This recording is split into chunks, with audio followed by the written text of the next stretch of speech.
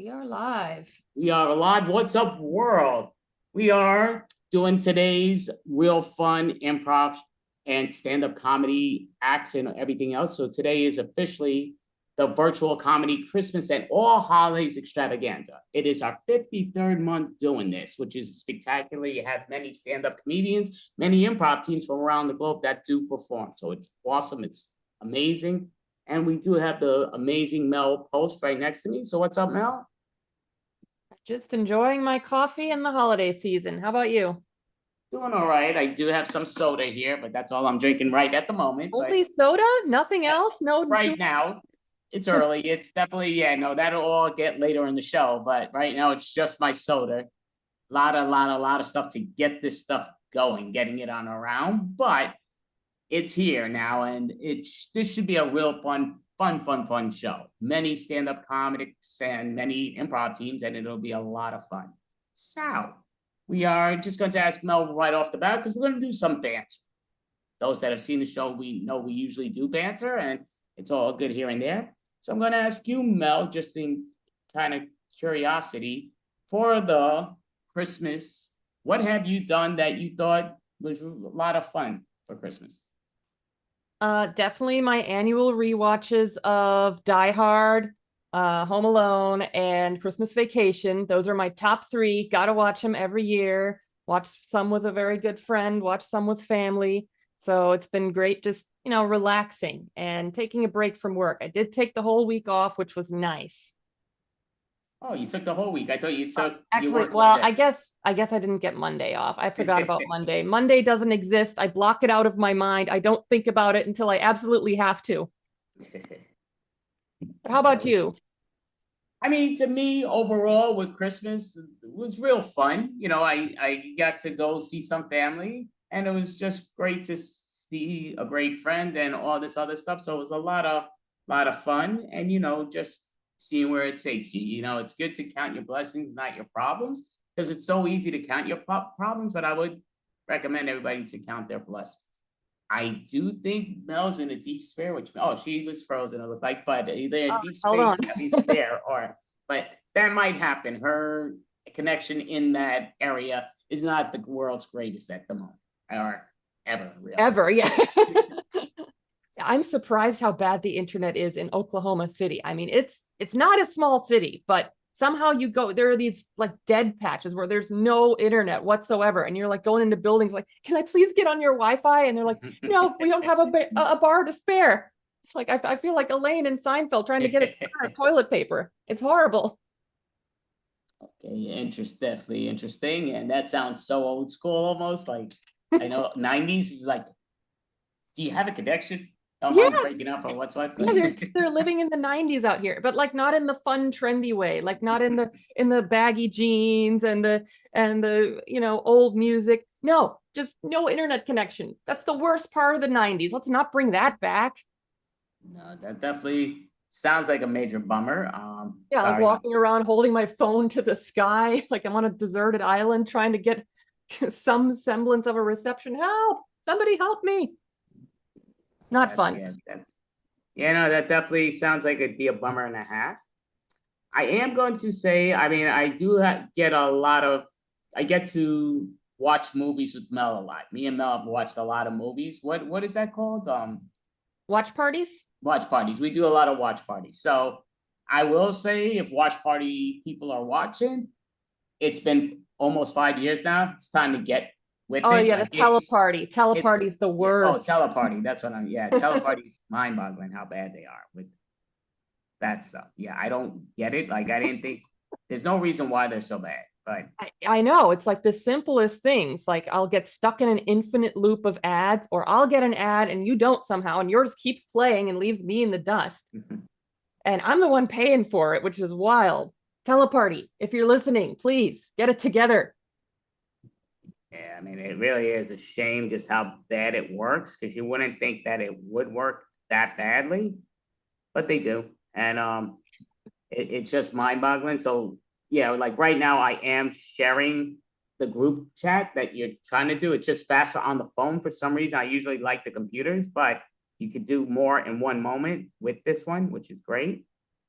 just sort of not letting me do what I'm asking, or I don't know why, but I'm not gonna start complaining about that yet. It's too early for this one. Oh, okay. Oh, maybe it's doing better than I thought it did. Okay. I'm seeing it saying something different, but it usually goes different. Things keep changing. The phones keep changing, the computers. And I mean, some of them change for the better, some change for the worse. And it's like, why? But it is mind-boggling. It's interesting, and we don't know why, but it's mind-boggling. I think things should be getting more advanced. Like every update should be a good thing, but it usually doesn't end up that way. Like when you update a software, it'll fix some things, but slow down 10 others, which is wild. It's amazing. It's yeah, so used to be a lot easier to share these things originally when the COVID world first started, and Zoom, all these restreams, Facebook were all on the same page. Now it's like everybody's fighting for their own. And I guess it's a money thing, but it's like, it's the people that are getting affected, not you clowns. Like, just do it and then worry about it later or what's what. But we're getting screwed in the long run, which is a bummer. If anyone working for any of these companies is listening, listen to us. We have good ideas. We're giving you good feedback here. And if anybody has a suggestion to use other than Teleparty, please tell us. It's so bad. I will say what's funny is like a lot of jobs, people come over to you no matter what your job is, counting myself, but people come over to you telling you what's wrong with what's going on there. And you see what's going on, but it's like, you're talking to the bottom of the bottom. I have no say. You have more say than I do. In reality, it's like, you can't go to McDonald's and be like, why don't you serve hot dogs? You can't go to these places and demand something. You're not talking to the manager that might at least be able to have some. They're speaking to the people that are like, all right, what? Like, why do you think I control this? Do you really think this is my idea? It's like, but can I speak to a manager at Teleparty? Gonna go all Karen on him. It is amazing. It's hysterical in a bad way, but yeah, it's just, you don't know till you know. So like right now, this looks like it's halfway decent. Okay, and I messed that up. As soon as I say it, I messed it up. That was my fault. But I don't know what the heck. You're done. Yeah, I'm trying to do the whole share thing, but I was doing it, I think. But as I'm saying, oh yeah, everything seems to be going groovy. Now it looks like it all stopped. So I'm not sure what I got out and what I didn't, and where I stopped at and where I didn't. It's mind-boggling, but it's groovy. That's a word we should bring back. Groovy, man. Groovy. Is that a good word? Is that a forbidden word? We don't know. But it's a cool word in my book. It's like bring back the 70s parties, Groovy, man. Bring back the bell bottoms, disco. I'm about it. That's definitely very cool. And yeah, just never know till you know to what's going. Okay, perfect. This thing actually, so far, I don't know if it's a mistake, but this is the first time I've been able to do it. But this thing seems to be going very nicely. The being able to share it out as well as I am, though this is looking a little different. I don't know what the heck I did with that, but just got to be happy with what's going on with this. I love when I do something right and I have no idea what I did. It's like, that worked. Don't ask me how. I can't explain it, but it worked. It's like, what the heck did I do? How did I do it? Where, why, who, what, where? But okay. Bob Ross would call a happy accident, right? No, it's definitely, it's interesting. I just wish I knew what I did and what I didn't do, but yeah, I'm just hitting don't like trying to be a pain in the tuchus sort of thing, but just got to do it because I just hit one stupid button like a moron on these things, and that was my fault. But I didn't think it would kick me off, which it did. So I don't know what I'm looking at or what I'm not looking at. But, Facebook loves to start to pause you. They love to put you on timeout or whatever they call it. Punishment. like we're kids. Go sit in the corner and think about what you did. What did I do? We won't tell you. It's amazing. I mean, it's just like, you're like, what the fudge? And you don't know what you did, and they don't give you warnings. They just do it, and it's like, okay. And it's funny how you get certain warnings from 3 years ago from some of your things, and then you get it paused, and it's like, okay, what I don't understand is, why don't they let us challenge? Why do they just, this is it. If you have any complaints, let us know. then you complain and they never respond to you. How about saying, we're going to do this unless, you let us know what's what. And then you'd be like, okay, so tell me what the hell you're seeing that I don't see. And it's, Yeah, Facebook is like a really authoritarian parent. It's like, because we said so. There is no argument. Don't talk back. It's crazy because like they'll delete your stuff. Like I had a notification, your content was removed, and I clicked on it to see what content. We can't tell you because it's been removed. Okay, and what am I supposed to learn from this exactly? Don't post anything ever. It is mind-boggling. Like, how the heck do you, yeah, I mean, be like, do you not realize you're saying there's a problem and you're not telling us how to fix the problem? That's a you thing, not a me thing. If you don't already know, I'm not going to tell you. And it's like, yeah, like the goal is to share your work, get everybody into a friendly atmosphere. But everybody's like, no, this is our world. This is our section. This is that section.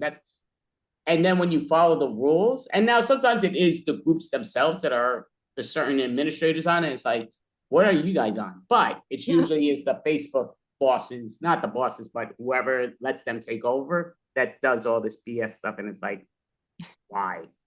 Can we speak to a manager at Facebook as well? It's weird. Like I say, with YouTube, I mean, I'm grateful for YouTube. I have a little problems with the YouTube, but I mean, again, nobody said everything has to be roses, and feel like I'm getting more thorns than roses on certain situations in those. But, it's all good. You got to just take it the way you take it. It's funny, but. So what are your top 3 Christmas movies, Andy? I definitely know what one of them is. Well, I mean, it basically, again, now you gotta, because there's so many movies that you just don't even think of Christmas, and then you do. But Die Hard to me is the greatest Christmas and action movie of all time. People say, oh, it's not a Christmas movie. There were 6 Christmas songs people are singing. That's Christmas right off the bat. It's a Christmas party. Christmas party. Right. Yeah, again, could they have had Christmas trees? Sure. But they didn't. It's a movie. Get over it. Maybe they had another section. It's a movie. Get over it. It was a Christmas movie. But that's beside the point. But that's, number 1. 2 and 3, I mean, it's like a lot of bunched in together because you're like, oh, yeah, here and there. So I do put a Christmas Story in there. It's so close. Like A Christmas Story, because I've watched it so much. It's like insane how much I've watched A Christmas Story. But I love A Christmas Story.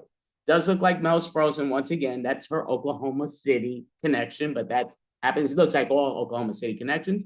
And my third one that I would say that was a great movie is I said Home Alone. I said now I'm just blanking out with what my third one. Oh, you're back. Okay, but Home Alone. And yeah, so what was the third one? I just was thinking of it. I was like, yeah, that's a no-brainer. And now I just blanked out with what it was. Okay, that's the no-brainer. But again, there's many of them. I'm sorry. Said Christmas Story and then Home Alone. Christmas Story. Oh yeah. So that is my 3. And Die Hard. Yeah. There you go. So yeah. Wow. Yeah. She was frozen. She even heard that. But I'm glad you got that. It's. I guess my favorite would be Frozen with the way I'm going. Yeah. No, it's just again me sharing this on. I'm done with that part. But you got to share it to so many things. But it seemed to work as long as I didn't sign out. That would be amazing if they keep it that way, or if it even's work. It may not be working. That could be why it looks so. But trying it and hopefully it rides out, because that would make it a lot easier for me as the shows go. And I like easy. I like it.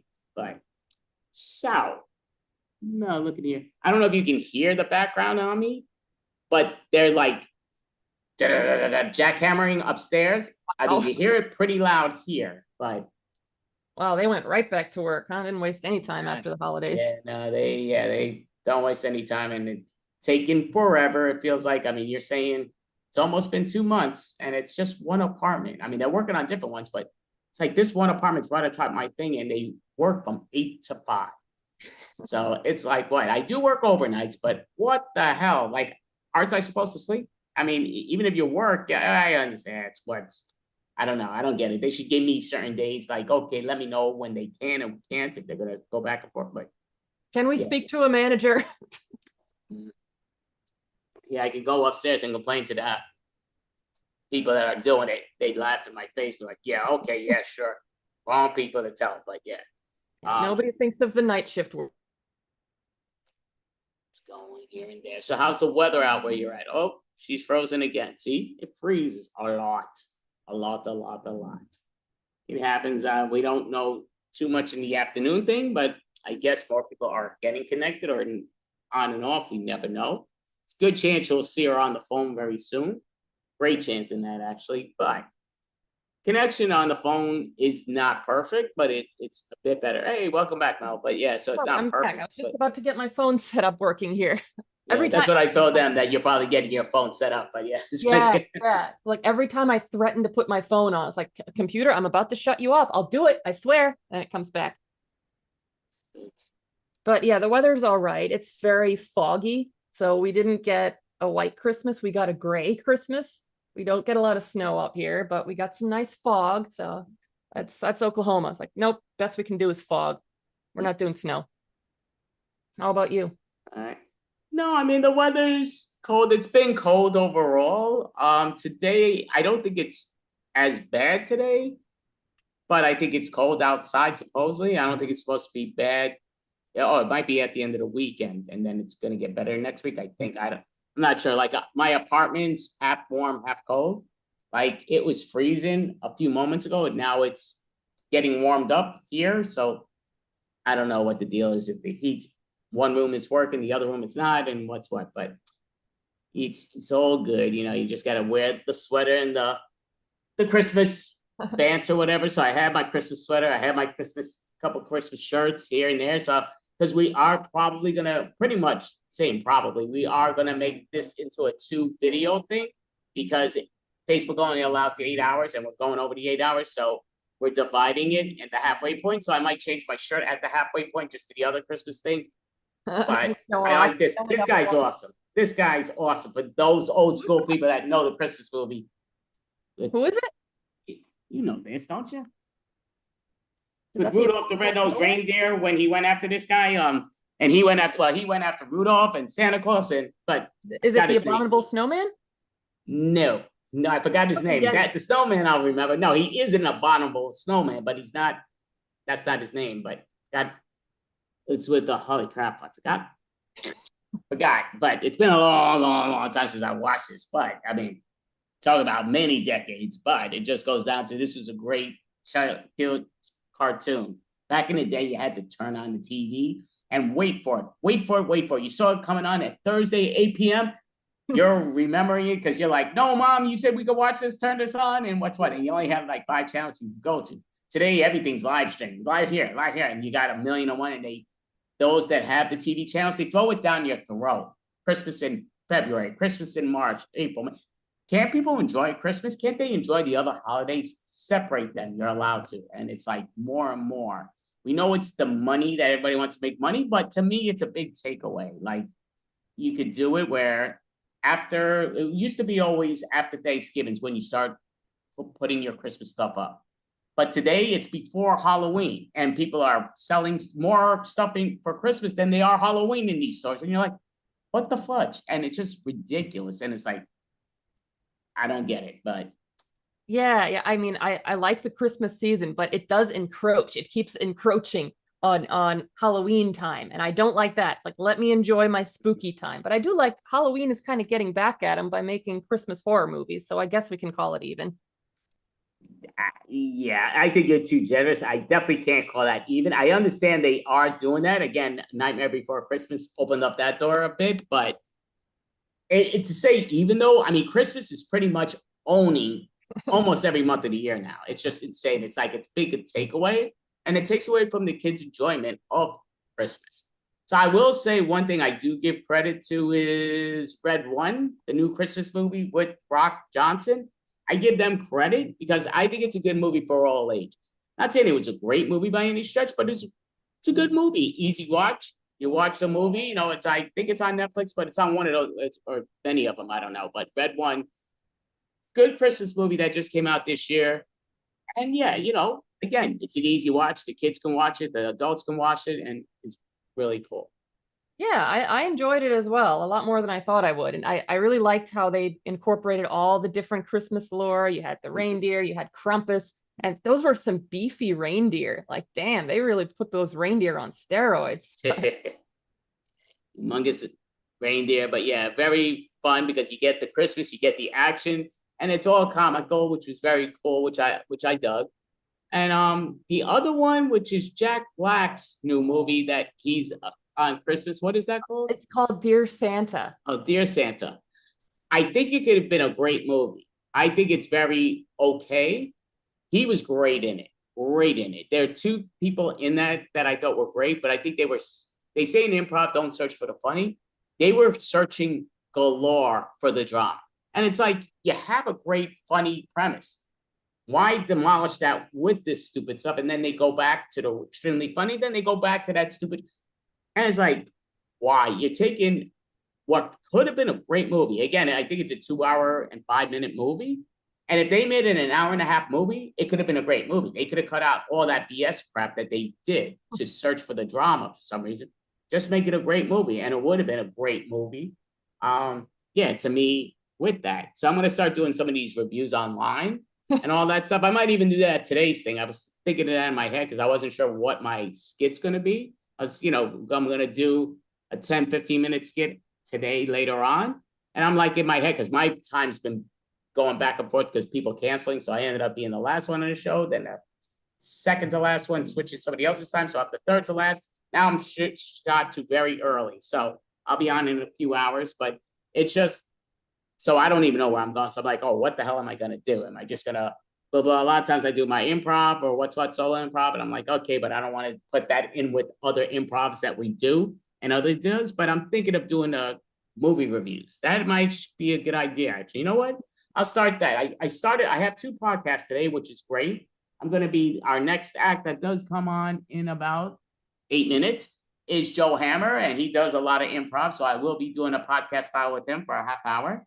And then later on tonight around, I keep saying around 9:40 p.m. Eastern time, I'm going to be interviewing. I'm going to be saying all the wrong people just because of how much I've been going back and forth with this. But it's just going to be a lot of fun because I'm interviewing with people and I like that. So I'm kind of thinking where I've been doing the podcast, and in March, I'm thinking, right around St. Patrick's Day might make the perfect time to start doing those every 2 weeks, throwing them out, because I got a lot that are in the extravaganza. I got some that are outside the extravaganzas that I'm going to put them on bi-weekly. It's a half-hour segment of podcasting with me with different individuals from around the globe. Some that have performed in X Factor's Got Talent over in the UK world and America's Got Talent, but not America, UK's Got Talent, or wherever outside America. Again, if you're not in New York, New Jersey, you're outside the world in my eyes, but it just comes down to, it just goes down to interviewed quite a few that were really entertaining and very fun. So today I have 2 more podcasts,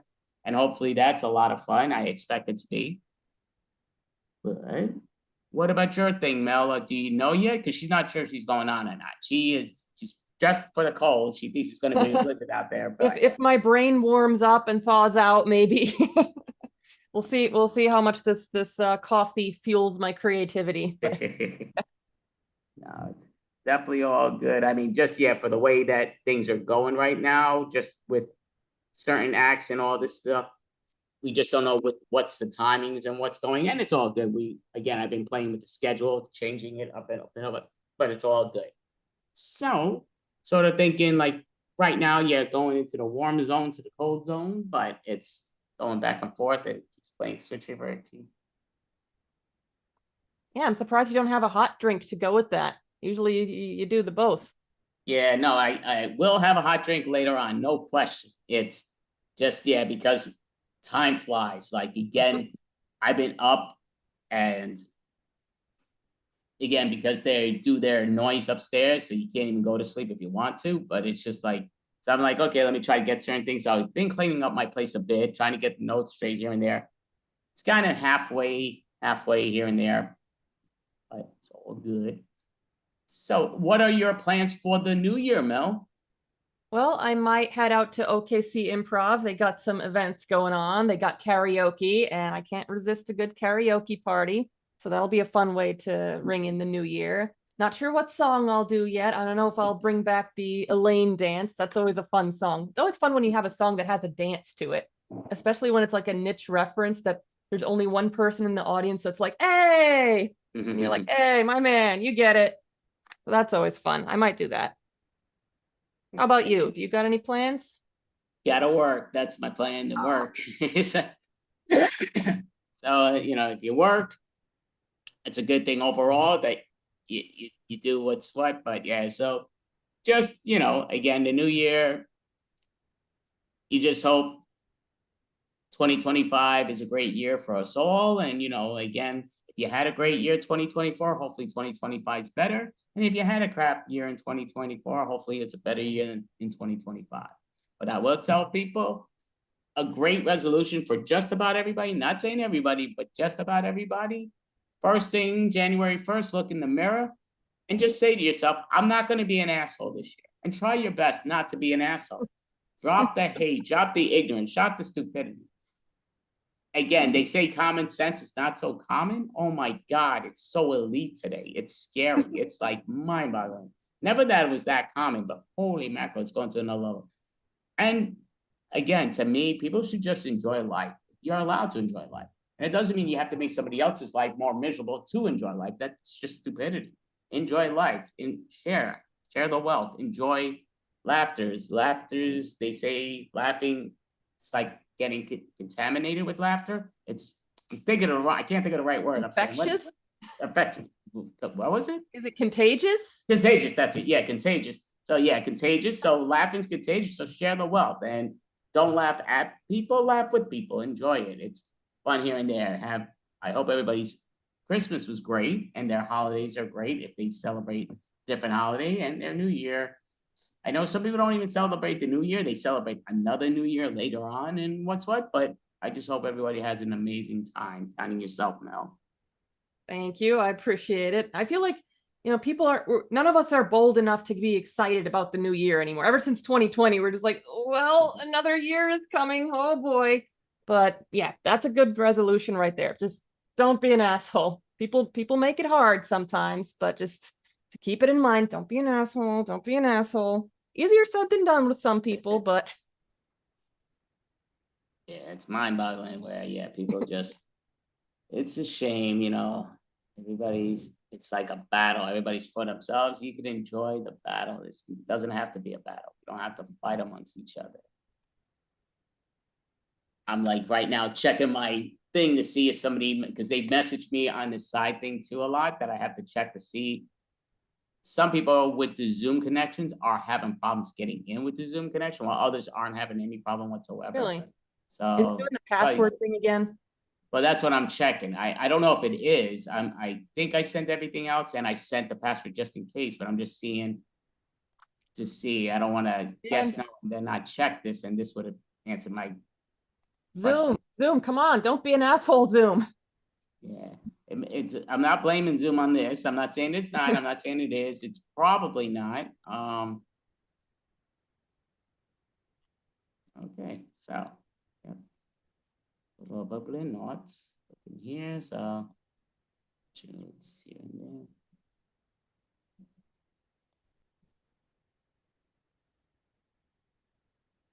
Do you also have Christmas songs in your head right now, or is it just me? Between us two, it's definitely just you. But I mean, I'm one that people even at my job know I used to always play music during Christmas and Halloween, all themed Halloween and all themed Christmas. That was always me. So I didn't work this year on Christmas, so I didn't have it being played. And I'm sure a lot of people don't miss that. But okay, here comes the other person, our next act in a moment. So going to, oh yeah, and I should mess with this thing. So I should ask for her in the beginning about this, how I did the controls, how I kept people in and out on this. Remember, I had that before, and now I'm not seeing it. Had what before? Well, I had it where I get to control. Oh, there it goes. I see it. Alrighty. So. Oh, okay. And of course, it kicks me out since I'm doing that, but I'm going to put him back in there. So. Yeah, I think I did that, but all right. And we got him in here. No, we didn't. We'll admit I can admit him if you want. Yeah, I already got him in. I just wanted to hit the other thing because I got to keep messing with that other thing, which is a little mind-boggling, but yes, so it's all good. Just let me click that off. keeps kicking you off instead of letting you click what you want or what you don't. It just kicks it off when you what you click on and off on this administration thing. Should have done this earlier. Didn't realize I didn't have this. Okay, so almost done. Almost done. And all right, got that done. All right. So I think I did that the right way. I could Okay, I'm gonna take your word for it. I have no idea what you Okay. did, so Right. I believe you. It's all good. So going to, do you mind introducing the first individual who I will be interviewing, Mel?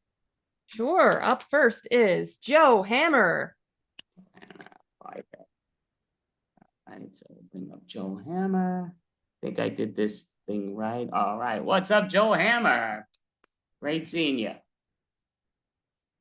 Oh, he's on mute. I'm sorry. That's one of my buttons that I did hit. Okay.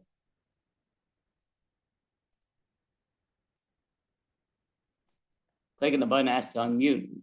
Not doing it. Yeah, I clicked it too.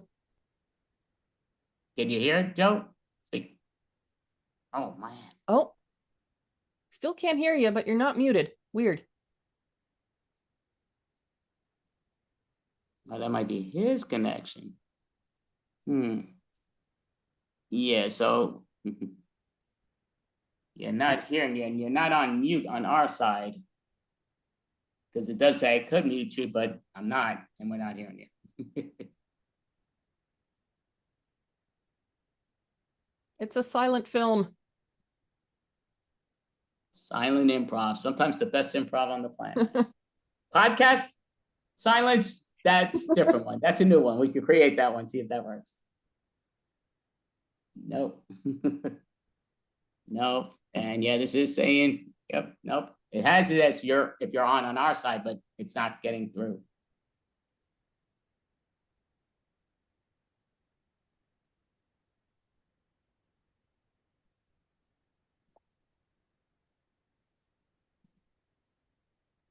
Okay. That I understood. He said, one more. Just have an interview entirely in gestures. Yeah.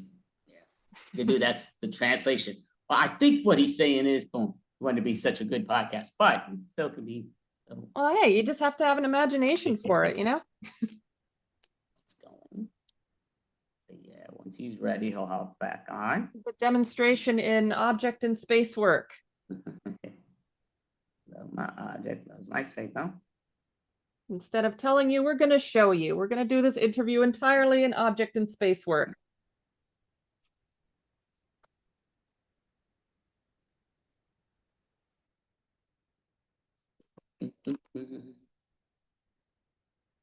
All right, so we are waiting for Joe Hammer. He's there on the side. He's messing with his video audio connection, but it looks like Mel's frozen. It looks like I won't be standing here for a few moments. But yeah, that's the connections on different spots or connections with their audios and here and there. But yeah, Oklahoma City, the connection is going really bad today, more than normal. So there is a good chance you'll see Mel on her phone in a little bit, but I don't even know if that gets way better with the phone, but it gets a little better. Yep, it finally did it. Finally gave out. Definitely going to be doing my performances on my phone. That's what that means. Yeah. So yeah, I mean, Joe, I mean, he's still here. So anytime if you feel like your audio's working, you could come on. I mean, I don't know if you want to sign out and come back, but is all that is. Hey, Joe.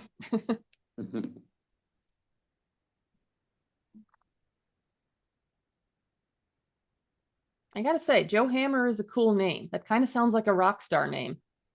Oh, it does. You didn't put him down, right? No. Oh, okay. No, I just want to make sure because when we put him down, then we have to put him up. But so okay, that's good. No, he put himself down. That's fine. I just yeah gives the option ask to start video, but that's there we go. Back. Joe Hammer. Oh, and he's gone.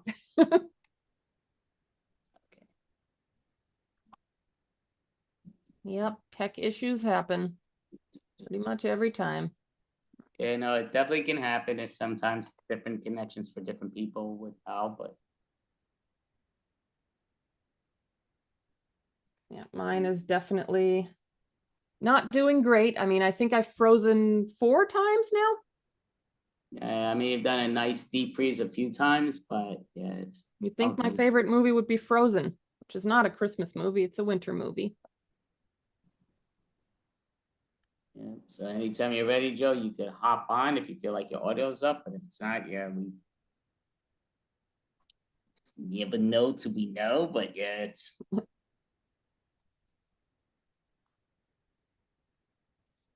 Yeah. Definitely the hardest part of this is going to be to resist singing any Christmas songs because they're in my head and I can't sing them because Facebook doesn't let me. So I can't share the earworm with everybody else. I can't share the wealth. You can always change the words to them. That is true. That is true. So I don't know if Facebook would still get onto you for using the melody. I don't know how they work. Yeah, but if you're singing it, you're not doing the melody unless you're playing the music in the background. But if you're doing it yourself, nobody's going to know you're singing to the melody without the music in the Well, if background. I'm singing on key, it is. I mean, if I started singing "Rocking Around the Christmas Tree" with different lyrics, you'd still know it's "Rocking Around the Christmas Tree," the melody. Possibly, but without the music, it's a lot harder. Maybe challenge accepted. We'll see later. There. I'm just seeing if Joe Hammer's connection is working or. Yes.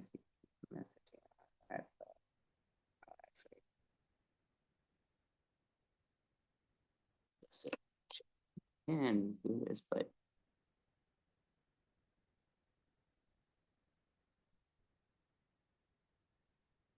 Okay, so all that's up. Just seeing if anything that was clicked on this would do that, but doesn't look like any of that is.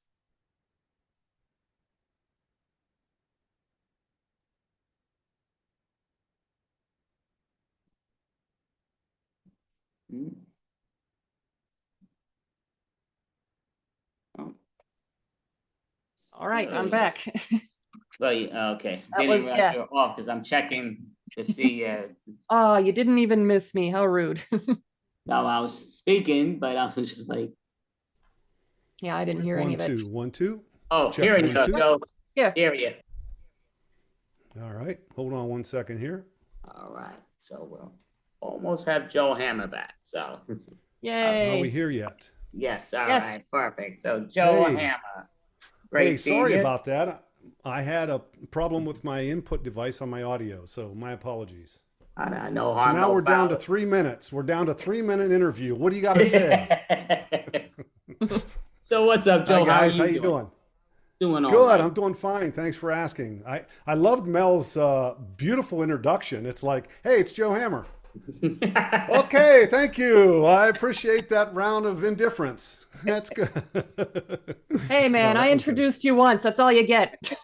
Yeah, that's fine. It's okay. It's all good. It's all good.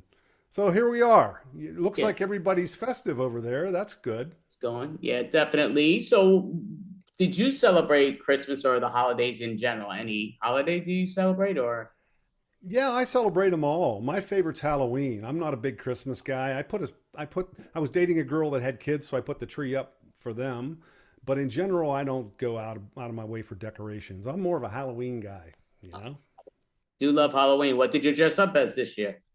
I do zombies. When I was a kid, I always wanted to be a professional makeup artist. And let me see if I have a picture on my phone. I always wanted to be a professional makeup artist. So every Halloween, I get to relive my childhood dream of, doing some heavy duty makeup. So I zombify. And most of the time, if I go to a party and stuff, people don't know who I am. So that's always fun. Let's see if I have a picture I can show you here. So Halloween's my gig. Christmas, yeah.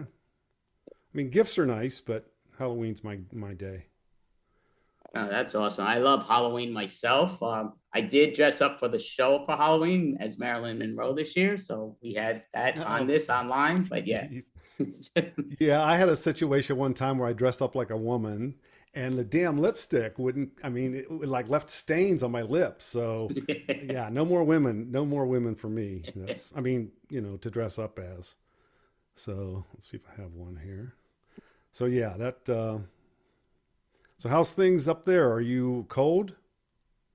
I mean, it's cold outside. Like right now, my heat's working very well right now, so it's a little warm in here now. It's on and off. But where is your location? I'm in Scottsdale, Arizona. It's always warm. Oh, okay, that's Always a nice. So, warm, always warm. Yeah, I don't that's have a picture. I thought I did, but I don't have one. So yeah, that's what's happening here. How's the improv world up on your end? Are you been busy? it's. I mean, yeah. I keep everything busy, just a lot online, but I still do it in person every so often, not nearly as much as I used to. But I do know you have your improv school, the Outlanders. But before we even reach that, I do want to mention because you used to take when the COVID world first hit, Joe Hammer used to take my improv classes online, which I thought was a lot of fun. Yeah, So I dived into a bunch of online improv because I realized that, because of the shutdown and everything, people are going to be wanting to still do it. So I jumped on as many as possible and tried to get the feel of, because I wasn't a Zoom guy. I did a little consulting with Zoom, but nothing, that interactive. So I jumped on yours and some others, and they were great, and they're still good. Our Zoom classes have dropped a little bit as far as the participation, but our live classes have skyrocketed. So, I don't know if Zoom's still it for people. Maybe we need another pandemic. Yeah. yeah, I do think it's a hit and miss though. I think it gets its moments. Some people want to do it in person, some want online, and some want both.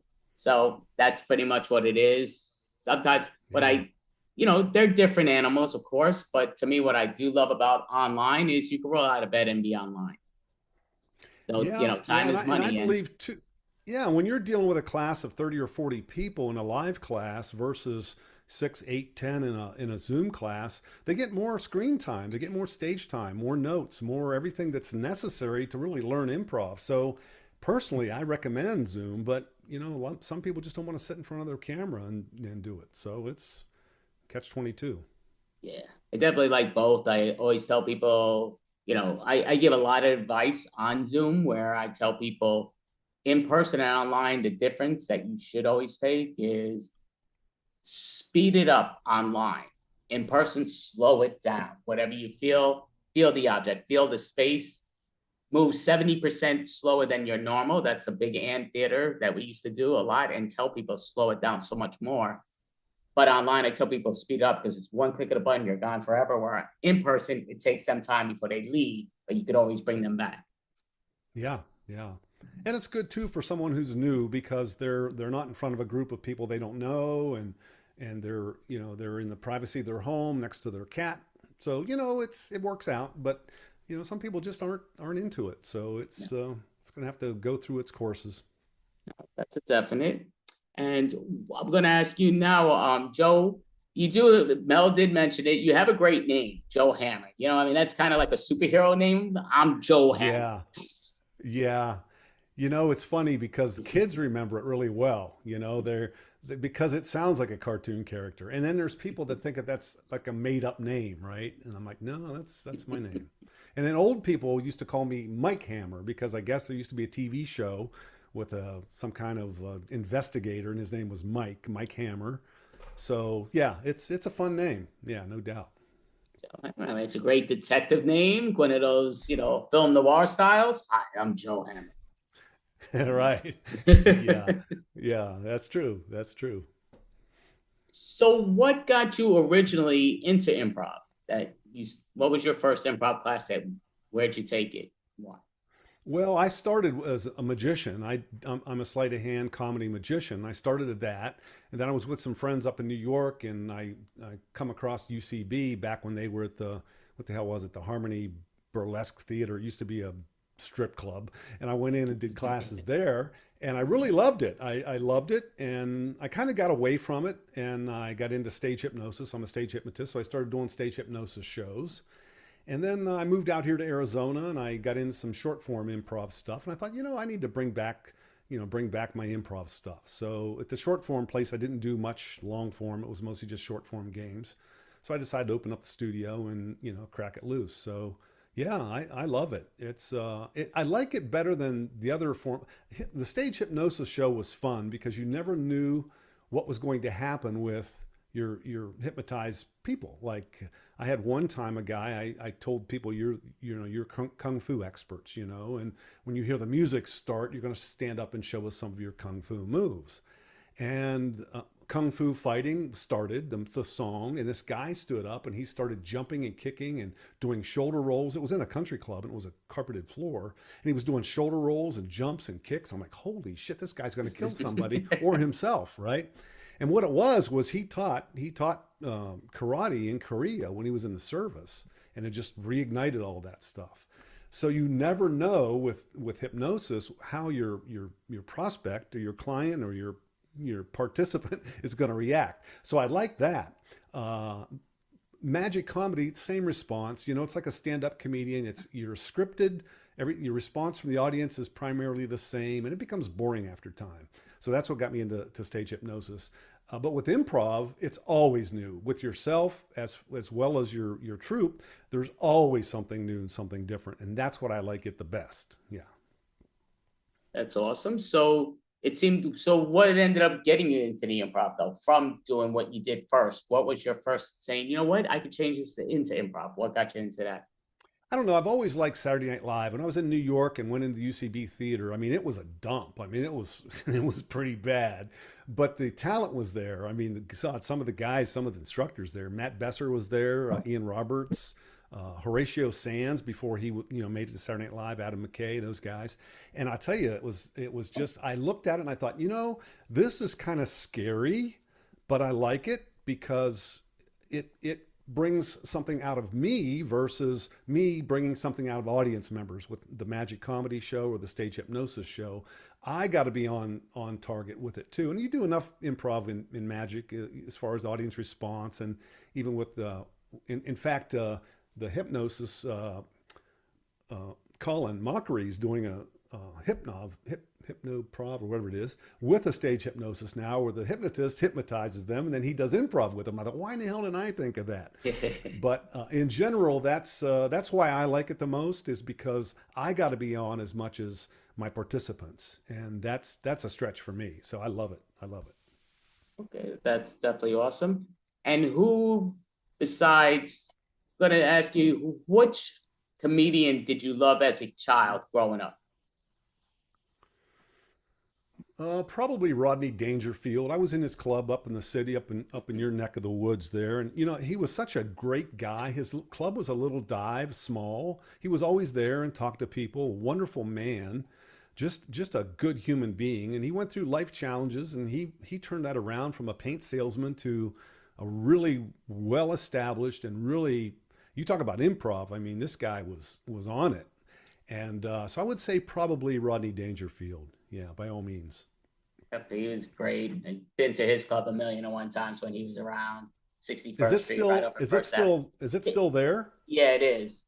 It's a nice place. I mean, obviously run quite differently, but it is. Before the COVID world hit, I know it still had the same name, but they might have changed it. It's still there though, but I don't know if the name's the same. But yeah, good guy. Just a great guy. Yeah. That's awesome. And who do you like today in the comedy world? Who do you think is a very good comedian and possibly improviser that's on?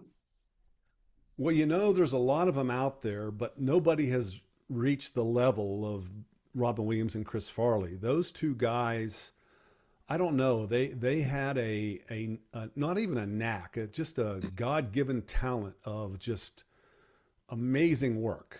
And quite honestly, I don't know of anybody that's really lived up to those standards. I mean, there's a lot of improvisers out there and a lot of them are good, but man, I tell you, those guys were the top of the line. Again, yeah, Robin Givens was golden, no question. I mean, I love Chris Farley, those old school styles. I would say, do you know the story with Joan Rivers, right? I don't know that I do. I don't know that I do. She was known to be a horrendous improviser, terrible. She was in the Groundlings, and you had many actors and actresses that just said they could not work with her. Nobody liked working with her. I think she did the Groundlings for 6 months, and they just said she's like the worst improviser because she denied everybody. She denied this, and that. But obviously, improv and comedy doesn't mean they can't be put together. But they they said she was terrible. And it's funny when you hear somebody being terrible in improv and actually being so successful as she was. Yeah. Interesting. I didn't know that. You know, I do see a lot of stand-up people coming into our class and being uh, very nervous because it's not scripted. And I see a lot of them, not a lot of them, but a few of them come in too with really big egos because they, and there's a difference between the stand-up folks, and I don't want to categorize them by any means, but I think there's a difference between some of the improv folks and some of the stand-up guys.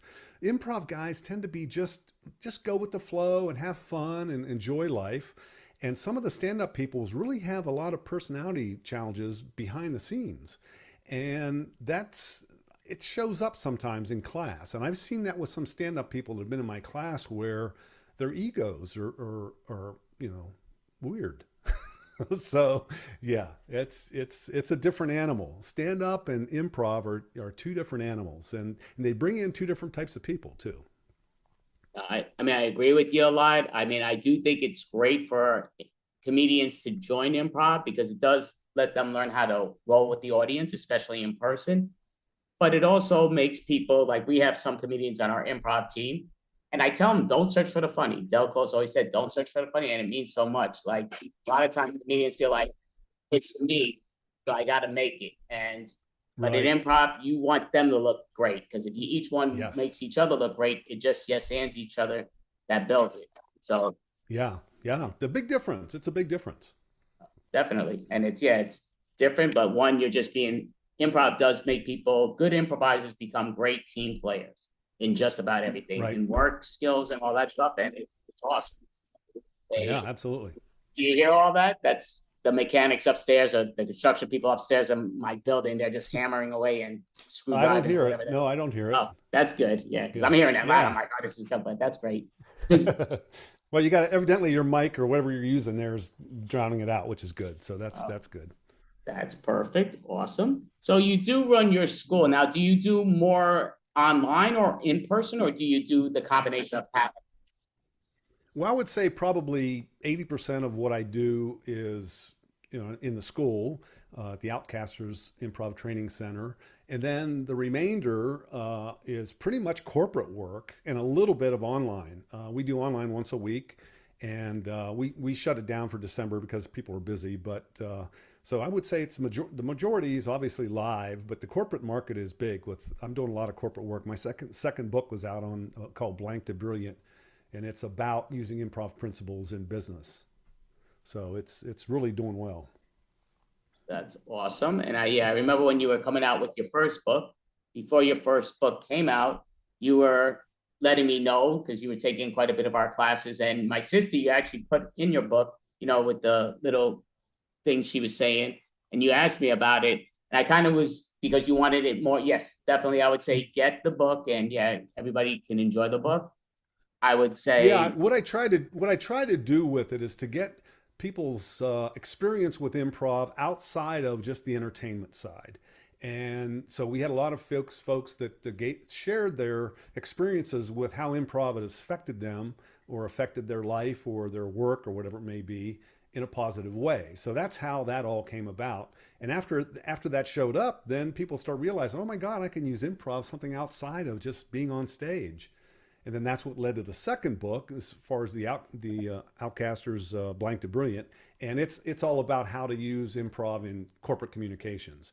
And corporate communications, the whole idea of saying yes scares the hell out of them, because they're thinking to myself, oh, I'm selling a $10,000 product, and somebody's going to say, oh, my budget's $8,000. I'm going to say yes. I'm just going to accept that? Like, no. So they don't understand the principles of yes and what's behind the scenes. So once they're done with that and they've experienced some of the improv games from the funny side, but seeing the dynamics of how communications using some of the improv principles work in corporate communications, then all of a sudden they're like, hey, number one, I feel a little more comfortable with myself. And number two, I see how it works. So that's the key. And I think that's probably the biggest thing, is them getting out of their shell and realizing that they could say yes to something that behind the scenes they would have said no to, but it would have shut the communications down. So by saying yes to it and moving it forward, the communication continues. So So I think that's what's important in improv in the communications area. So both books touch on it. The Improv Edge is more about our everyday life, improv principles, and Blank to Brilliant is more about corporate communications. Definitely sounds great. So I did want to do a couple improv things with you for the audience, if you're up for it. It might be something different for you, but it might be something a little bit different than your normal say, but it's cool stuff if you're up for it. Do you have a script that I follow? No, that's not improv. I thought. Okay. That's why I'd be a terrible actor. You're like, you want me to memorize that? What the fudge? But yeah. We've had some actors in our classes, and I always say they're scared scriptless because they're used to a script, and they're and I tell them, listen, just be yourself, be a character, be whoever you want to be, because most directors, if they're not high ego centered, which most of them are, but if they aren't, they want your input and they want to see how you can bring some uniqueness to your scene. So don't be afraid to be something different, So yeah. That's perfect. So I mean, we might do 1 or 2 games if you're up for it. And a game I love, and I do it differently than most, and you might have seen me do it when you take my thing, but you might not have, and you might also forget. But I know I'm the only person on the planet that does it this way. And Kim Alou, who's great at the Pit, she was doing this with me, and Scotty Watchin from the Ant Theater, he's one of the ones, they both did it with me, and they loved my style of doing it. So I love that Kim said, I'm going to take that from you, but I'm going to give you all the credit. She's like, and I said, awesome. I have no harm, no foul with that. But to me, there's reasons why I do it this way, but you'll see why. So we're going to do the pun game. Not the pun game, wrong game. No, the, what's that called? Holy crap. When you're pissed off. I'm glad you're not the only one. I'm not the only one this happens to. I'll be in front of 40 people in class, and I'll say, okay, we're going to do this game, and I'll explain it. And someone else will say, no, that's not that game. I'm like, oh shit, So that happens. Yeah. Little brain farts. It's a brain fart. It's pet peeve. So we're going to do pet peeve. So you know what a pet peeve is though, right? Yes. Yeah. Okay, perfect. So I'm going to start, and I'm going to start talking a real true pet peeve of mine. And then I'm going to pass it to Joe. So Joe will start talking about his own pet peeve. Then I'm going to go back to myself, and I'm going to continue my same pet peeve, what really ticks me off. And then he's going to continue with the real pet peeve, what ticks him off. It's going to change, but You'll see how it changes. But you're all good. So I got my little clock here. So I'm just putting in the timer in where I know where to start. So I'll start off with a pet peeve, a real pet peeve, many, but so a real pet peeve that I have just in general that really ticks me off is people don't like to listen. It's sad. The average person on the planet doesn't know how to listen. They know how to hear, but they don't know how to listen. They're like, I'm listening. Then they'll tell you something completely different than what you said. Because when you listen to 3 out of every 5 words somebody says, it changes a lot the majority of the time. And I love it. Like you get into an argument with somebody, or they're discussing something like, oh, well, I have a problem with this, and that. Then when you try to answer, and they're talking at the same time as you, and there's a good chance many of you are that person, you're not given a chance to listen, because you can't talk and listen at the same time, which is sad, but it's so true. To listen to going, you got to give them a chance to speak. And go with it, and go with the flow. Go ahead, Joe. You know what I hate, Andy? When I go to the damn store to buy some bananas, and there's a lady in front of me at the banana counter, and she's picking them all up. She's fingering, massaging all the bananas, trying to figure it out. Then when she finally gets to the bunch she wants, she's not happy with that. She's got to take one freaking banana off of it and set it down and take what's left. Like, take the extra banana, for God's sake. Eat it on the way home. What is up with you? Are you numbering your bananas? Are you taking them home and number them 1 through 7, 1 a day, and there happen to be 8 on? My God, that just, and I felt like I should tell people, listen, take the extra banana, give it to a homeless person on your way out of the store. Do something. Don't leave that banana there by itself. Nobody's going to buy a single banana. And you'll continue in a moment. So so to me, what I don't understand is you're allowed to listen. It doesn't take a lot to listen. You can ask questions afterwards, but you shouldn't ask questions when somebody's giving you the answer.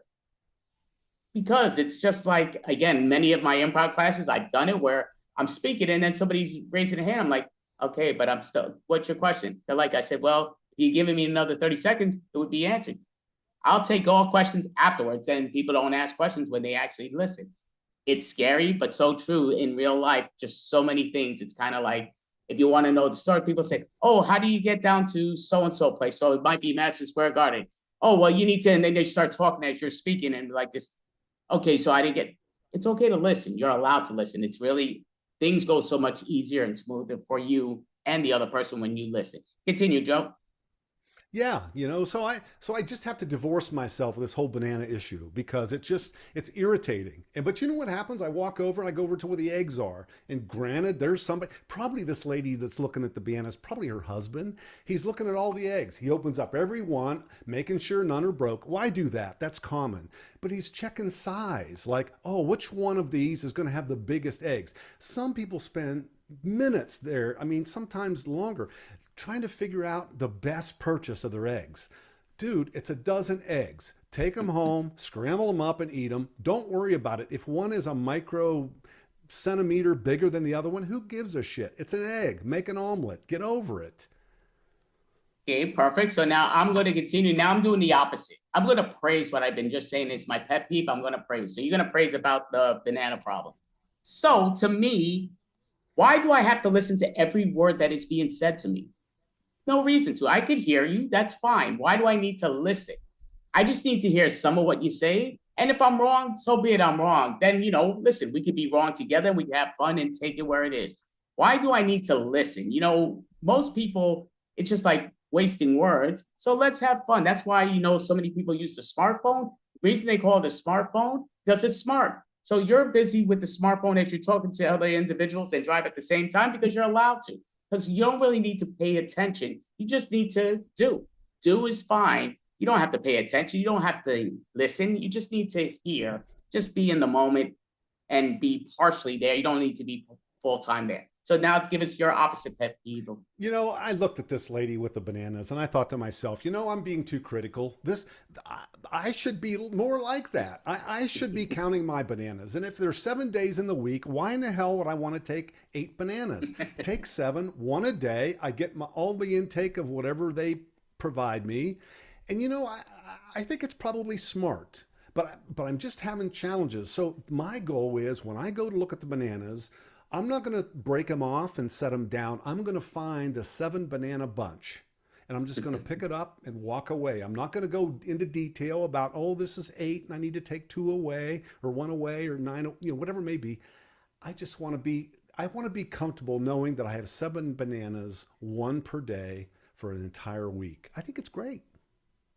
Perfect. All right. So give yourself a hand. So what I would say, Joe, just for the reason I like doing it this way, and they agree with me in most cases, is because in comedy, they do, I mean, in improv, they do say there's truth in comedy. So you want to bring that a lot of times to the plate, and I don't disagree. But what I love about improv, there is truth in comedy, but there's also truth in make-believe. You can make up whatever you want, and you should not deny it. So even not trying to get into the world of, oh yeah, here, but the reality, I could be a vegan. I could be vegan, but online, I could eat a ham and cheese sandwich because there's nothing here. It's make believe. No harm, no foul. So to me, truth in comedy, you could put it as I'm vegan. Oh yeah, so it's got to be vegan. That's fine. But you also gonna make it ham and cheese, even if you're vegan, because have fun with it. That's what's great about improv. You could adventure. And again, even though they love to push with the, you know, pet peeve, oh, because there's truth in comedy, I like to take it outside the box because there's also truth of, I take so much truth and put it in my stuff, but it's not about me either. So I do a mixture and you're allowed to. That's why I like it so much. Beautiful, beautiful. Well said, well said. Very good, very good.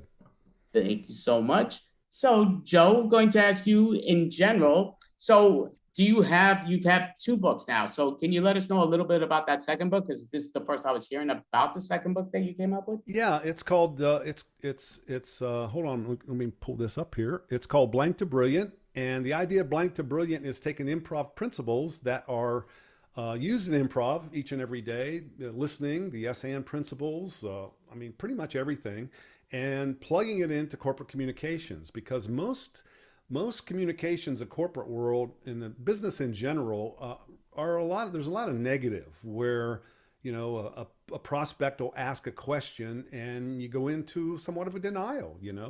I'd like to see it this way. No, we don't do it that way because of this. And we've heard no's so much in our lives that when we hear it, we rewind. We rewind and we automatically tend to be more reserved. When we're in a business meeting or an event and we're talking and we're working with our colleagues and we hear no and that doesn't work, what happens is we tend to step back and say, okay, screw it. They don't want to hear what I have to say. And why should I, offer my opinion if it's not going to be heard? So the goal of Blank to Brilliant and the workshops related to that are listening and being more in alignment with the yes and principle, even though you may not agree with what that person's saying, discovering a way to use yes and starting the conversation with a yes as opposed to no, that doesn't work. And there's a lot to it, but we really delve into it in a 90-minute program to the point where when people walk away, number one, they used improv, so they got to play some fun improv games. But behind that, they see the dynamics of agreement and moving scenes forward versus denials. And once they do that, it puts a light bulb off in their head. It's like, oh my God, I can change my style of communication without changing the result, So that's the idea. That's definitely awesome. So I do see like the timing things going, which is, it's all great. But I'm going to ask you, Joe, do you have a website that people can follow you online or in person? Not in a creepy way, but online or in person, how they can find you? Yeah, I'm at theoutcasters.com. You can go to theoutcasters.com. And for those of you who are watching, if you're interested in a copy of, I have a report out because there was a lot of people that really got stuck with all these rules of improv. Like, what are these things that I'm not allowed to do? And why can't I deny? Or why can't I, ask a question? And of course, long form questions are common, but short form, they're not. So I wrote a report called The 12 Semi-Rigid and Occasionally Breakable Rules of Improv. So anybody that buys the book, whether they go to Amazon or whether they buy it from my website, I'll send them a copy of this as well. It's an interesting concept because you're kind of breaking the rules that we've grown up around in the improv community, but finding out how they become powerful weapons in an improv scene. So if you order the book through Amazon, just send me the receipt and I can, send you out the copy. If you order it through my website, it'll be included automatically because I send it as a bonus with the books. And also, if you're interested in signed book too, they could be signed. If you order it through the website, we could sign them too. And here's another thing. There's nothing better to give somebody in the new year than something to assist them in improving their life in some way. Of course, you don't tell them that, right? Like, here, go read this. This will help. You won't be such an ass after you read this. You can't say that, right?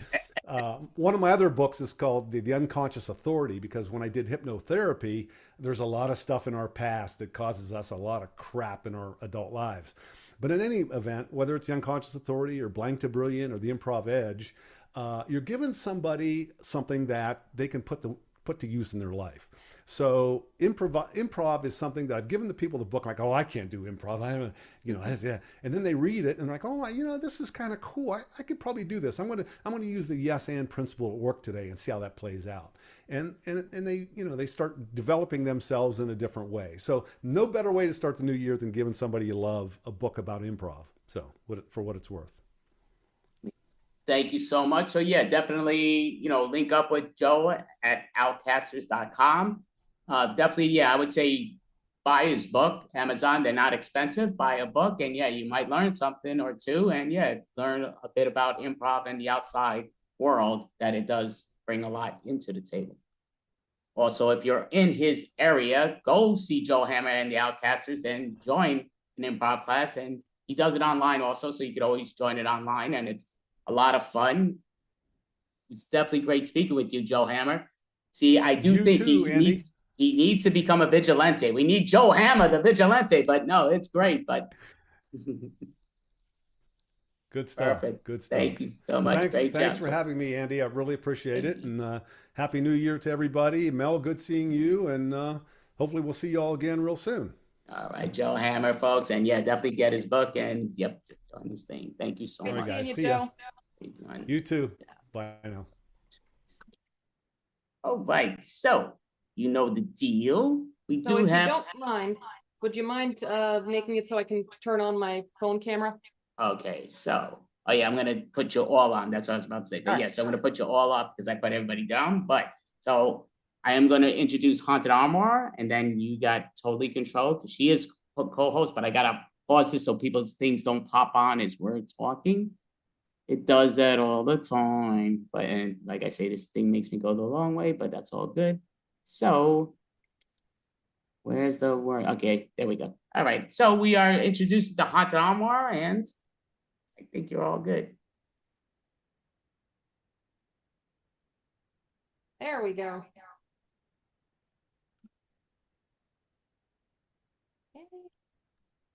I hear an echo, but I'll work on that. It's a ghost talking to me from the void. But in the meantime, Jen, will you introduce our team?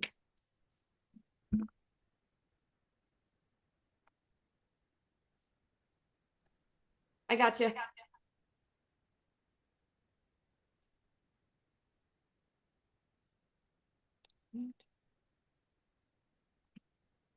Okay, none of us can.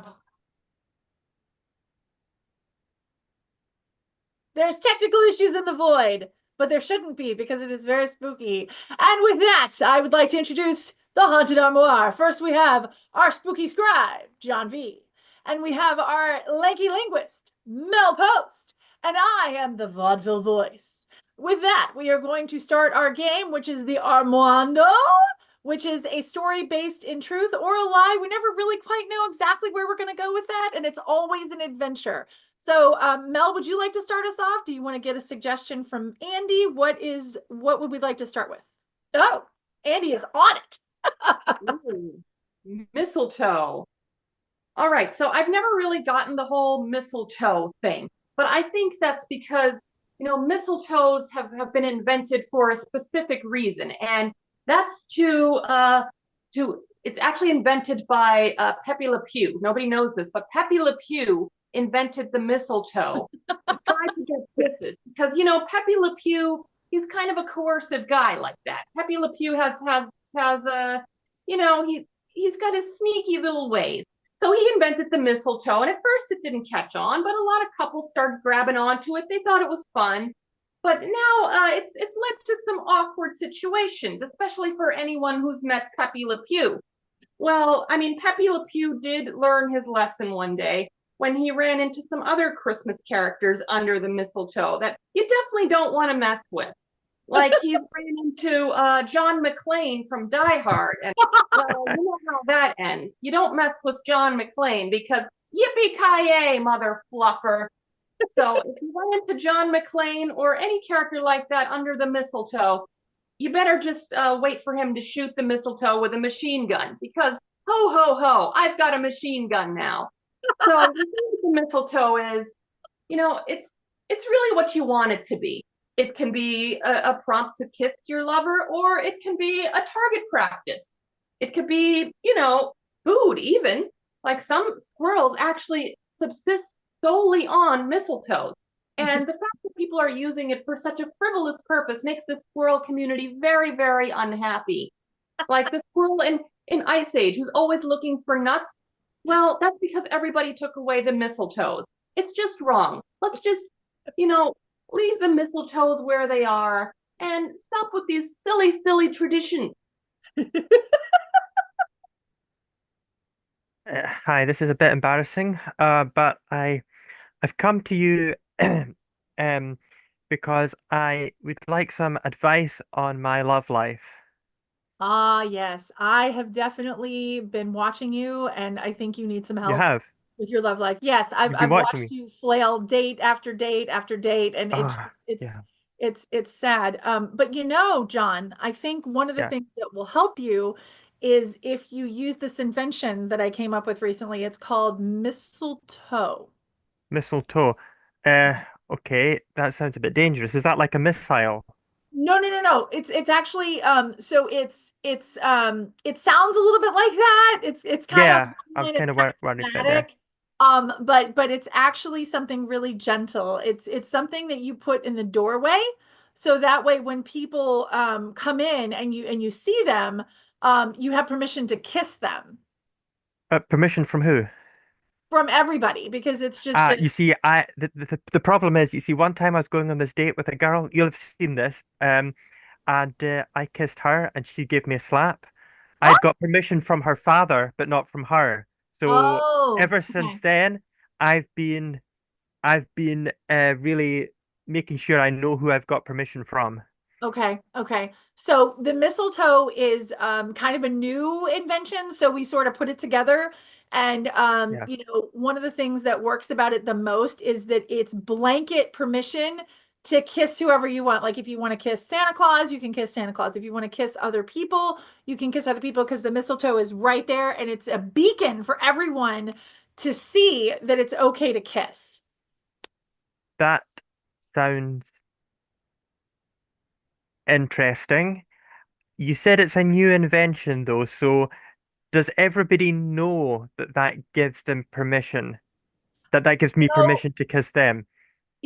I think we should cut to the meeting where we explain all of that. That would be a great idea. All right. Okay, hear ye, I am the mistletoe queen. It is time for everyone to see my new invention. Do you see this thing with the berries coming down? It's a plant. And what it does is it allows everyone to kiss everyone else. Ho, ho, ho. That's a brilliant idea. Yes, brilliant. I must show this to Mrs. Claus at once. Thank you, Santa. I try. I'm Mistletoe the elf. I'm your favorite elf because I come up with things like this that make your job easier. Because if everybody's kissing, everybody's in a really good mood, right? So they're doing good and they're not naughty, they're nice. As a doctor, I'm all in favor. All Ho, right. ho, ho. I'm so glad no one sees any way this could possibly go wrong. What a I don't see brilliant how this could idea. possibly go wrong. I always say a make-out session is the best medicine. Exactly. I don't know where all this mono is coming from. I suppose it's just the winter season. Can't be helped. Ho, ho, ho. Yeah, Oh, people always get ill in winter. And I don't know why it is either. I mean, the snow is very healthy, and the yellow snow, that's the healthiest of all. So I don't see why people are getting ill when they eat that. Ho, ho, ho. Do you know if you heat up some of that yellow snow, it makes a lovely cider? I didn't know that. Thanks for the tip. I'll get that on that right away next time I see some. We've got some wonderful health tips here in the North Pole. Ho, ho, ho. Who needs WebMD when you have us? I know you've been around for hundreds of years, and WebMD has been around as long as as long as the web has. Exactly. I see everything. I've been around for such a long time, and yet people still don't believe me. Oh, I need to go update my naughty list. That reminds me. Yeah, yeah, I don't buy my kids any presents, and yet presents just appear under the tree. Santa must be real. that is a That fantastic thing. that or I have really bad communication issues with my wife. Cut to the plan all going wrong.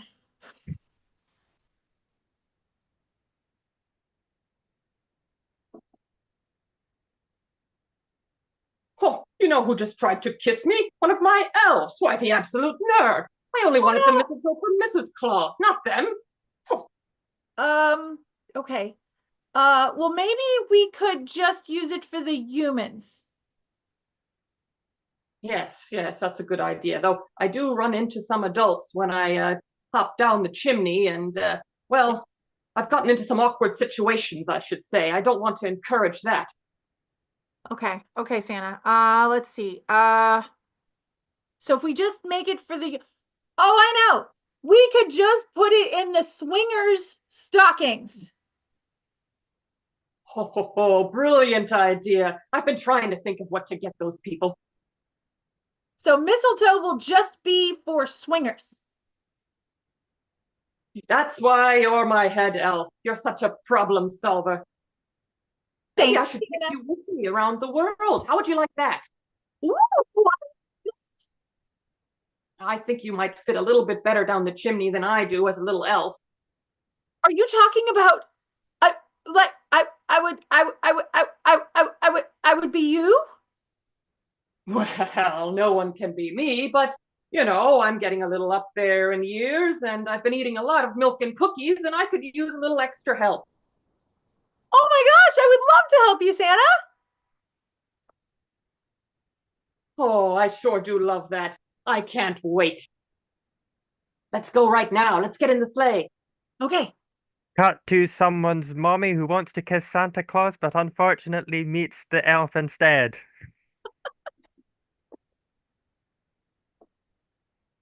Well, dear, I guess it's a good night. I know that it's your little Christmas ritual to stay up a little later than I do, probably to make sure that the kids' presents are all wrapped up tight. So I'll head up to bed and I'll see you in a few minutes, dear. My wife, All right. dear. All right. Merry Christmas!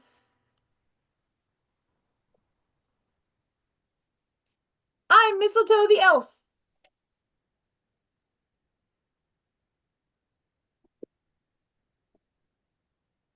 And scene. All right.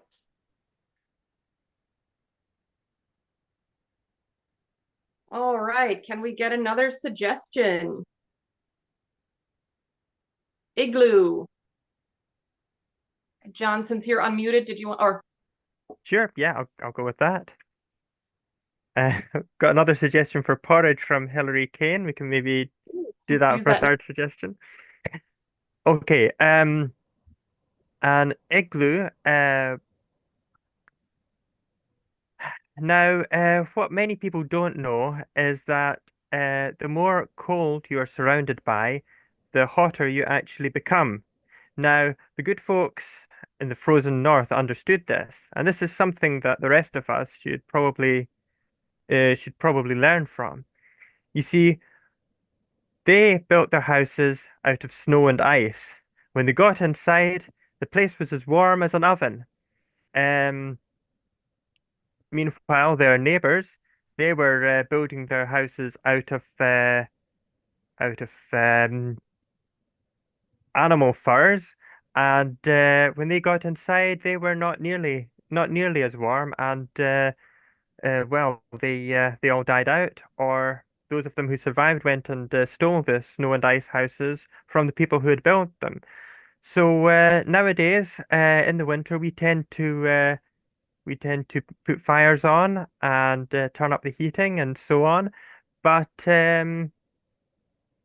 if we really want to warm ourselves up in the winter, what we should do is we should go outside and encase ourselves in snow to make a sort of living snowman, and that will keep us as warm as the good people from the north would keep themselves when they built themselves their igloos. So there's a lot of lost wisdom from ancient civilizations. The pyramids, of course, we've already covered those. Um, Stonehenge, yeah, I've never seen a good henge made out of any materials for the past few thousand years. Um, oh, what else? The other pyramids, which the Aztecs and so on built, and yeah, they knew when the world was going to end. So yeah, we don't know that, so I think we could learn some things from them. So I guess the lesson to learn from this is build our houses and our monuments the same way as the ancient peoples did, and then we will be able to build a utopia.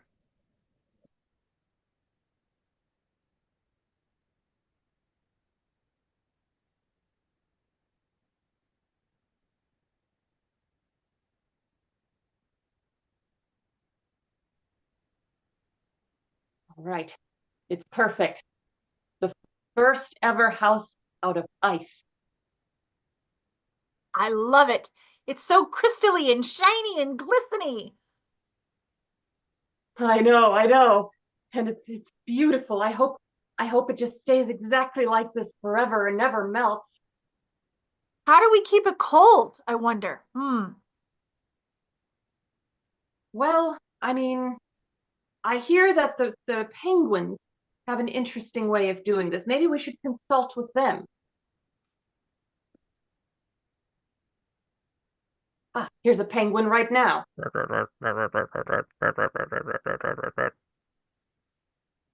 Hello. Hello, hello, little fellow.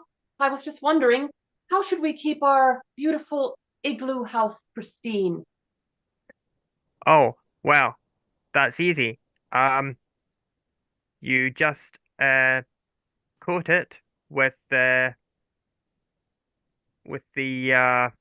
I can't remember the name for it in the human language. That's why I'm taking so long to prevaricate. Um, it's like the oil that you get from that large predatory animal with the big fangs and the big horns and the big claws. Oh, I know what he's talking about. The walrus. My gosh, that's what that Beatles song was trying to tell us all along. Now I understand. That's the one. I keep forgetting its name. So you get yourself walrus oil and you you coat your house with that, and that should preserve it for hundreds of years, maybe even thousands. Oh wait, I'm thinking in penguin years. I mean tens of years. Okay, well that's a start. That's a start. So we get the whale oil. Do we have to Walrus sing oil. Cuckoo Cuckoo? Yeah, the walrus oil. Do we have to sing Cuckoo Cuckoo while we do it? You don't need to sing anything. You just need to overpower the walrus, which is very difficult. Oh boy, I've never fought a walrus before. Well, good luck. Okay, thanks, Penguin. You could try singing, it might help to distract it. That's what it was, a distraction technique. Boy, that John Lennon was brilliant. Really was. Well, Okay. I guess I'll see you. Thanks, Penguin. Thanks, Penguin. Well, we got to find ourselves a walrus. Okay. Which one of us is going to wrestle it? I mean, I think I should, because I have the girth. So you think I can't take a walrus? Is that what you're I saying? mean, I wasn't gonna say, but like since we're talking about it, I have a better opportunity to take over the walrus, because I did wrestling in high school. Okay, I mean, I did jujitsu for like a month, so I think I might have some techniques here too. Sure, let's go find a walrus and see how it all goes. Yeah, we'll see. All right, we'll see who's the better walrus fighter. There's one right now. All right. Anybody looking for trouble? Yeah, I'm a mean walrus, and I don't take any guff from anyone. Oh yeah, we'll see about that, Cuckoo Cuckoo. Cuckoo, I am the walrus. Why are you singing that Mrs. Robinson song to me? I hate Simon and Garfunkel. Cuckoo Cuckoo, we're gonna beat you. Hey, if you're gonna beat me up, can you at least sing me some Beatles songs or something? I've always liked those. Oh, I got a really good one. Number nine. With Number nine. Number nine. Number nine. Number nine. Number nine. Number nine. We've got your number, but you don't know our name or something like that. Baby, you can drive my car. Ugh. We knocked him out. We did it. Okay. Okay, get the oil. Get the oil. Okay. We forgot to ask the penguin how to get the oil, where the oil comes from. Their tusks or something. Like we could milk it like a cow. Yes. Okay, I remember reading that in an agricultural book. I mean, but books suck. Okay, so let's see here. Okay. All right. Hey, hands off my oil. Whoa, he's still awake. Okay, I'll hold him down. Okay, I can hold him down. I learned two things. Okay. Yes. All right, I'm gonna challenge you to a fight. Ah! Now, I still have my tusks, but you won't see them while I'm fighting. Whoa. Oh crap! He's got hands. Walrus hands. Okay. All right. I admit it. I never even made yellow belts. I can't do this. Oh. Okay. All right. I'm going into reindeer mode. All right, take that. All right, you can take some of my oil, but leave me some for myself. I think that's fair. Fair enough. Yeah, fair. Oh. That's fair. Oh, the walrus was a reasonable guy. Maybe we didn't even need to fight him. No, you did need to fight me. All you need is love, I guess. Right. We forgot about the other Beatles song. We need to re-listen to the catalog. And scene. All right, so let's get it. I guess porridge is your suggestion, Jen. Porridge. The reams of things I could say about the lore of porridge. First of all, you have Goldilocks in the Three Bears, right? But that's a really common misconception that the situation is that, Goldilocks went in and she was, trying to find porridge. The truth is she went in to rob the bears. So I really want to make sure that this is clear that she was a really bad seed. There's a specific chapter in that book that just gets left out. It's kind of edited, and it's specifically licensed for a certain thing, so you can't really talk about it. So I'm going to go ahead and talk about it, though, because I'm a rebel. So the thing here that you have to understand is that Goldilocks was a bad kid. She was part of the gang of kids like Little Red Riding Hood, all those color. It was the Little Red Riding Hood gang and the Goldilocks gang and Little Boy Blue, okay? Like all on the color spectrum, they were not good kids, okay? So Goldilocks was the head of the gang, and she goes to the house because she's going to go steal the bear's stuff. And so when she goes to steal the bear's stuff, there was porridge, and she got a little hungry, so she sat down and ate. Like everybody makes a big deal out of that, right? And like they say, it was too hot, it was too cold, this one's just right, that kind of thing. The big thing that you got to understand, though, is that she stole their furniture, right? Like she stole their furniture. And so one of the reasons that porridge is so popular is because once someone has that porridge, they're really, really tired and they kind of fall asleep in that perfect easy chair. So it's really important to know that Goldilocks was a bad kid. That is the takeaway. It has nothing to do with the porridge. But yeah, she was a bad kid. She stole a lot of stuff.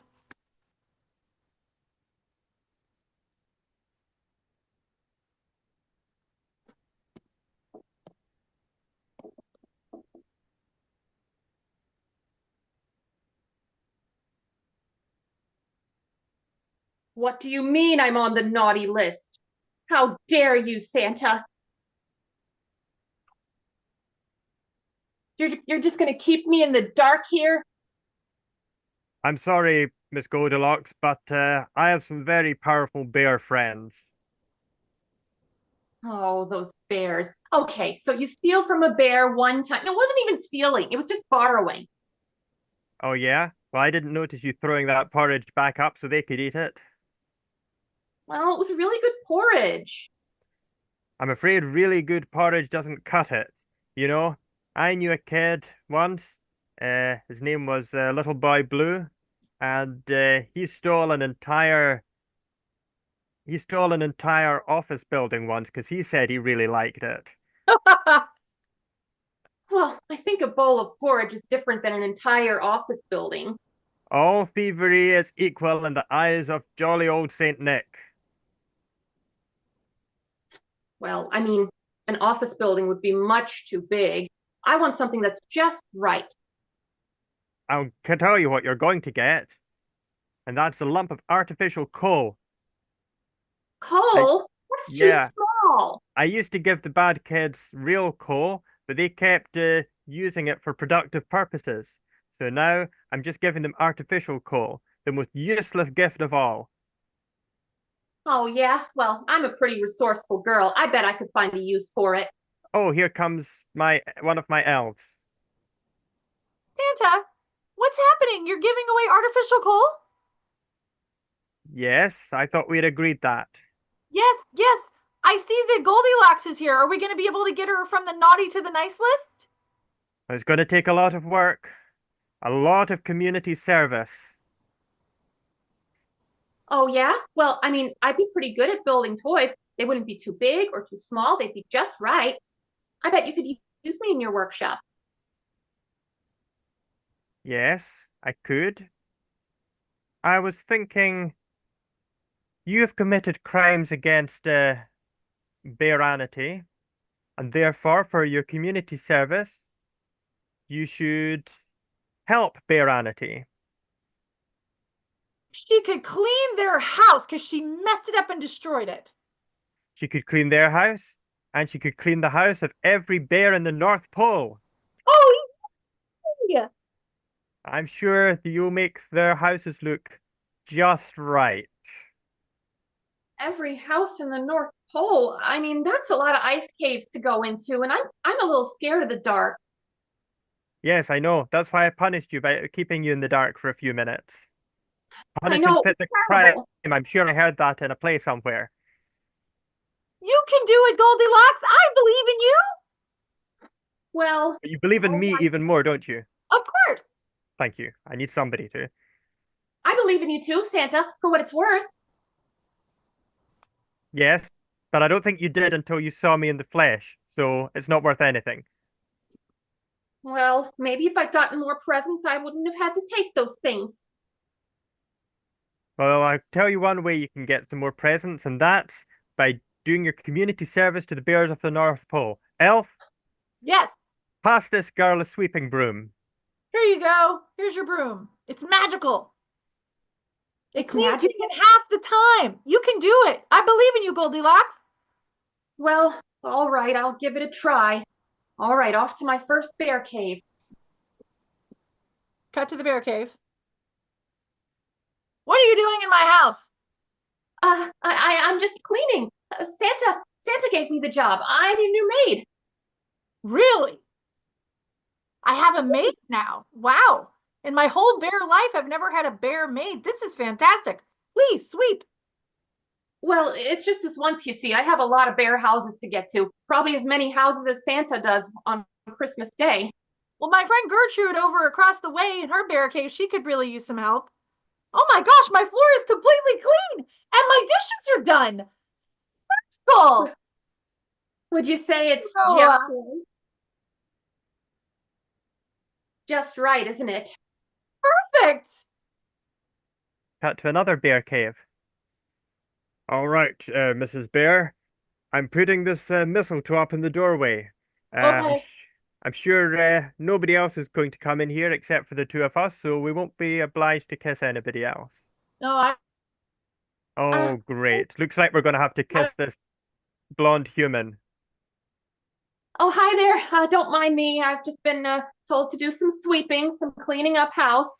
That's all. That's all. Oh, I'm you guys can continue. I won't bother anybody. I'm sorry, but you stepped into the house when the mistletoe was hanging up. I'm afraid that you have permission to kiss both of us.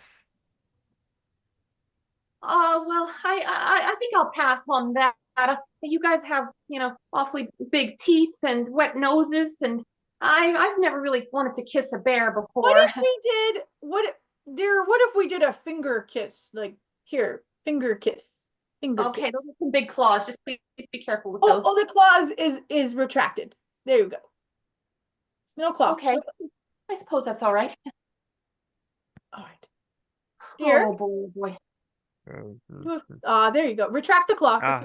Oh, sorry. I think I gave you a bit of a scratch there. Yeah, a little bit. The least you could do is give me some porridge. I think we can do that.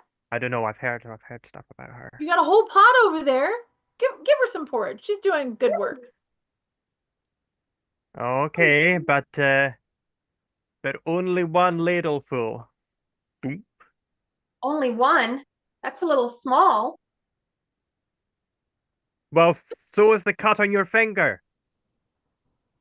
Oh, I would say this cut is, well, just right for a bigger bowl of porridge.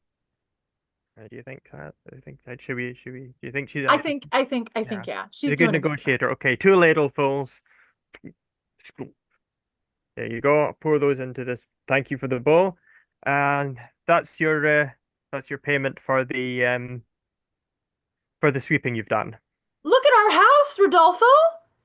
Oh, that's amazing. Yeah. I'm also tired after all that sweeping. Would you mind if I just take a seat and stay for a while?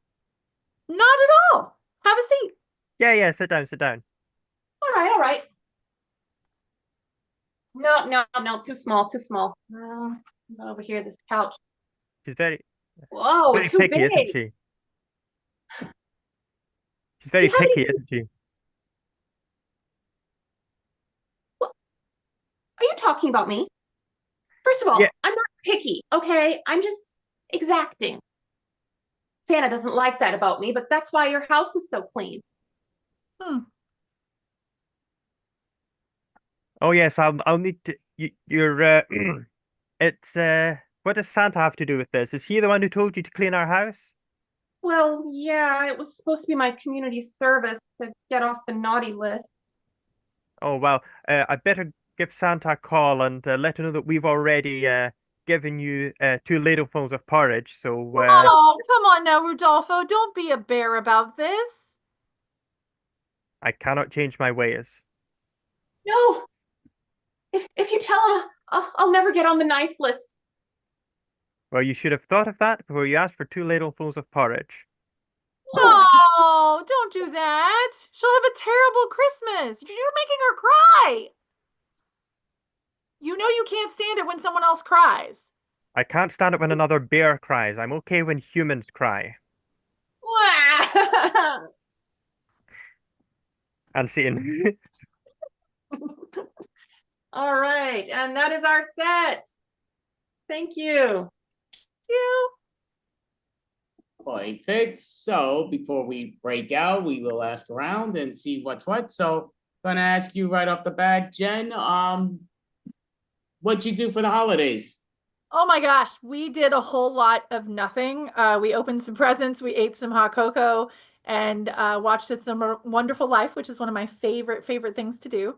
I also watched it on Riff Tracks, which was fantastic. People making fun of my favorite movie was a lot of fun. Okay, awesome. I hated that movie, just for the record, but it's John, how did you celebrate your holidays? Oh, nothing particularly spectacular this year. Family members came over, watched It's a Wonderful Life on Christmas Eve and Muppet Christmas Carol on Christmas Day, which is our usual tradition going back several years. Interesting. Okay. And just for the record, It's a Wonderful Knife is better than that. And not that it was great, but it was definitely better than It's a Wonderful Life. Now, even though you mentioned it before, mentioned it during your skit here, what'd you do to celebrate the holidays? Well, I stuffed my face, which was great, and I watched Christmas Vacation and Home Alone. I also watched Die Hard. Of course, every year I watch Die Hard. Like those are my top three. I gotta watch the three of those every year.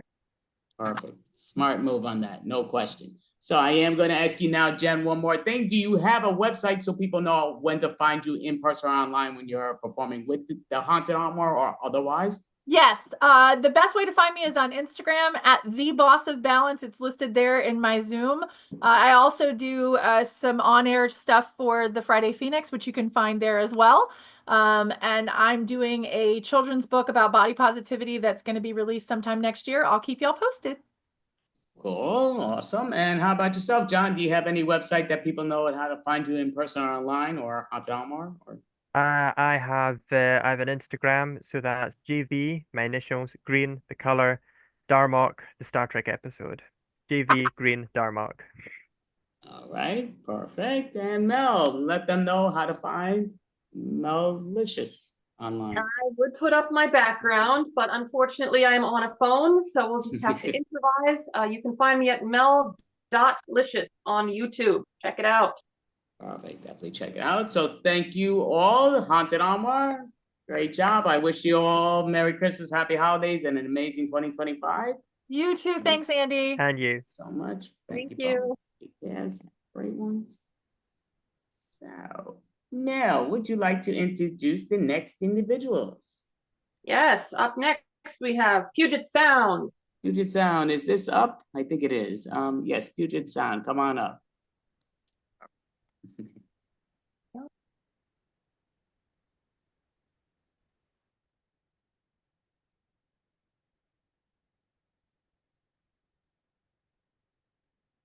Oh, is this unmuted? Okay. Sorry, I forgot to unmute them all. Yeah, I've been having that problem too. Yeah, every time this is too. All right. Your husband would love me, Hillary. Your husband would love me, Hillary. But go ahead. Yeah, I know. Well, that's why I'm single. Hi, everybody. We are Puget Sound. This is Jude and Megan. I'm just here to kind of walk y'all through what's happening. We have some really, really fun short form games. Everything that you see is made up by these very talented improvisers on the spot, unscripted, seat of their pantses. Okay. So the first game we're going to play is A to Z, sometimes called alphabet. You'll get it. They're going to do scenes starting with sentences in alphabetical order, but you don't have to worry about that. That's for them to worry about. So today I pulled up the letter Z as in zebra. You're going to have 2 minutes. I got to pull this timer up. Where is the timer? There it is. Okay, and they're going to have 2 minutes, and your suggestion, this is a fun one. It's grade school. Your 2 minutes starts now. Zykes! It's Christmas break. We have 2 weeks off from teaching, Janice. All I wanted for Christmas was this time off, so I'm so glad, Gertrude. Barely time to pack up my classroom and I'm out of here. Can you believe it? We are going to pack it all up and have 10 days, 10 days. Freedom. Don't you know, I'm gonna use my sick days and make it 2 weeks. Excellent. The perfect thing to do. In fact, maybe I'll use some sick days too. Fabulous. Hey, join me in a celebration right now. Here's some sparkling cider. Great. I've been loving your sparkling cider.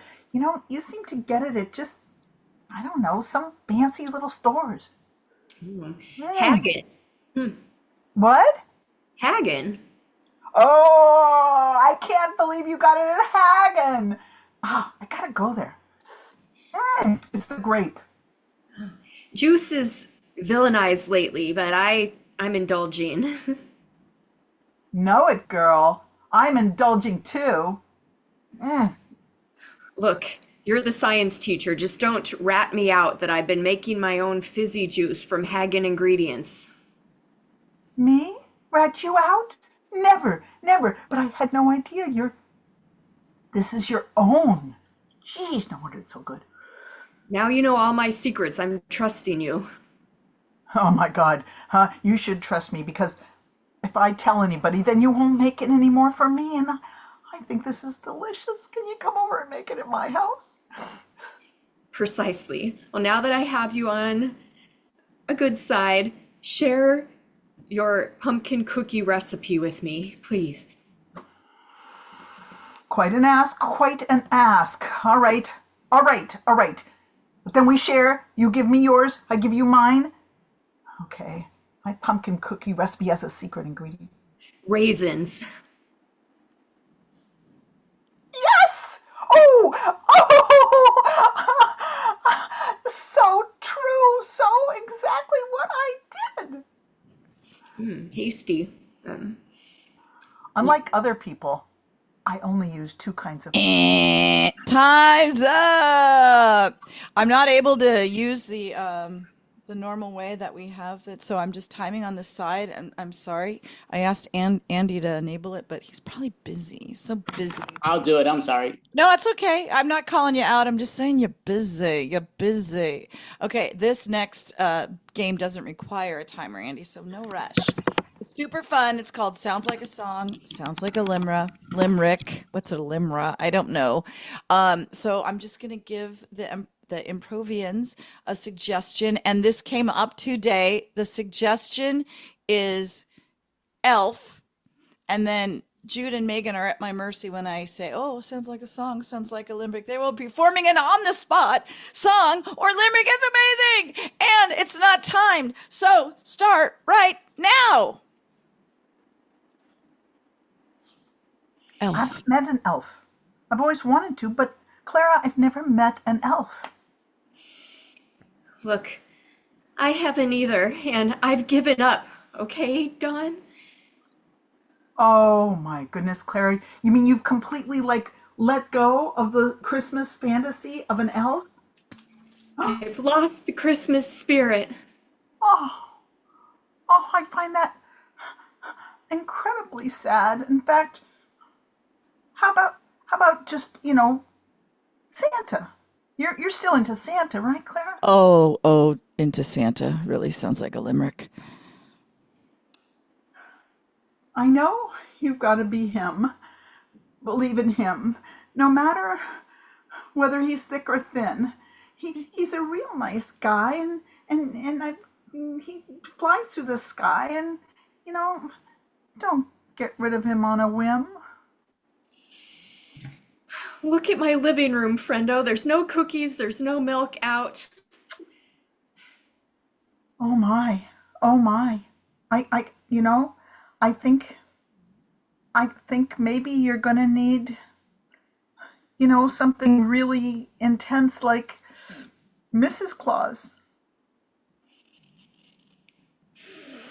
Right. Okay. Now this is getting next level, and I feel underprepared. Really?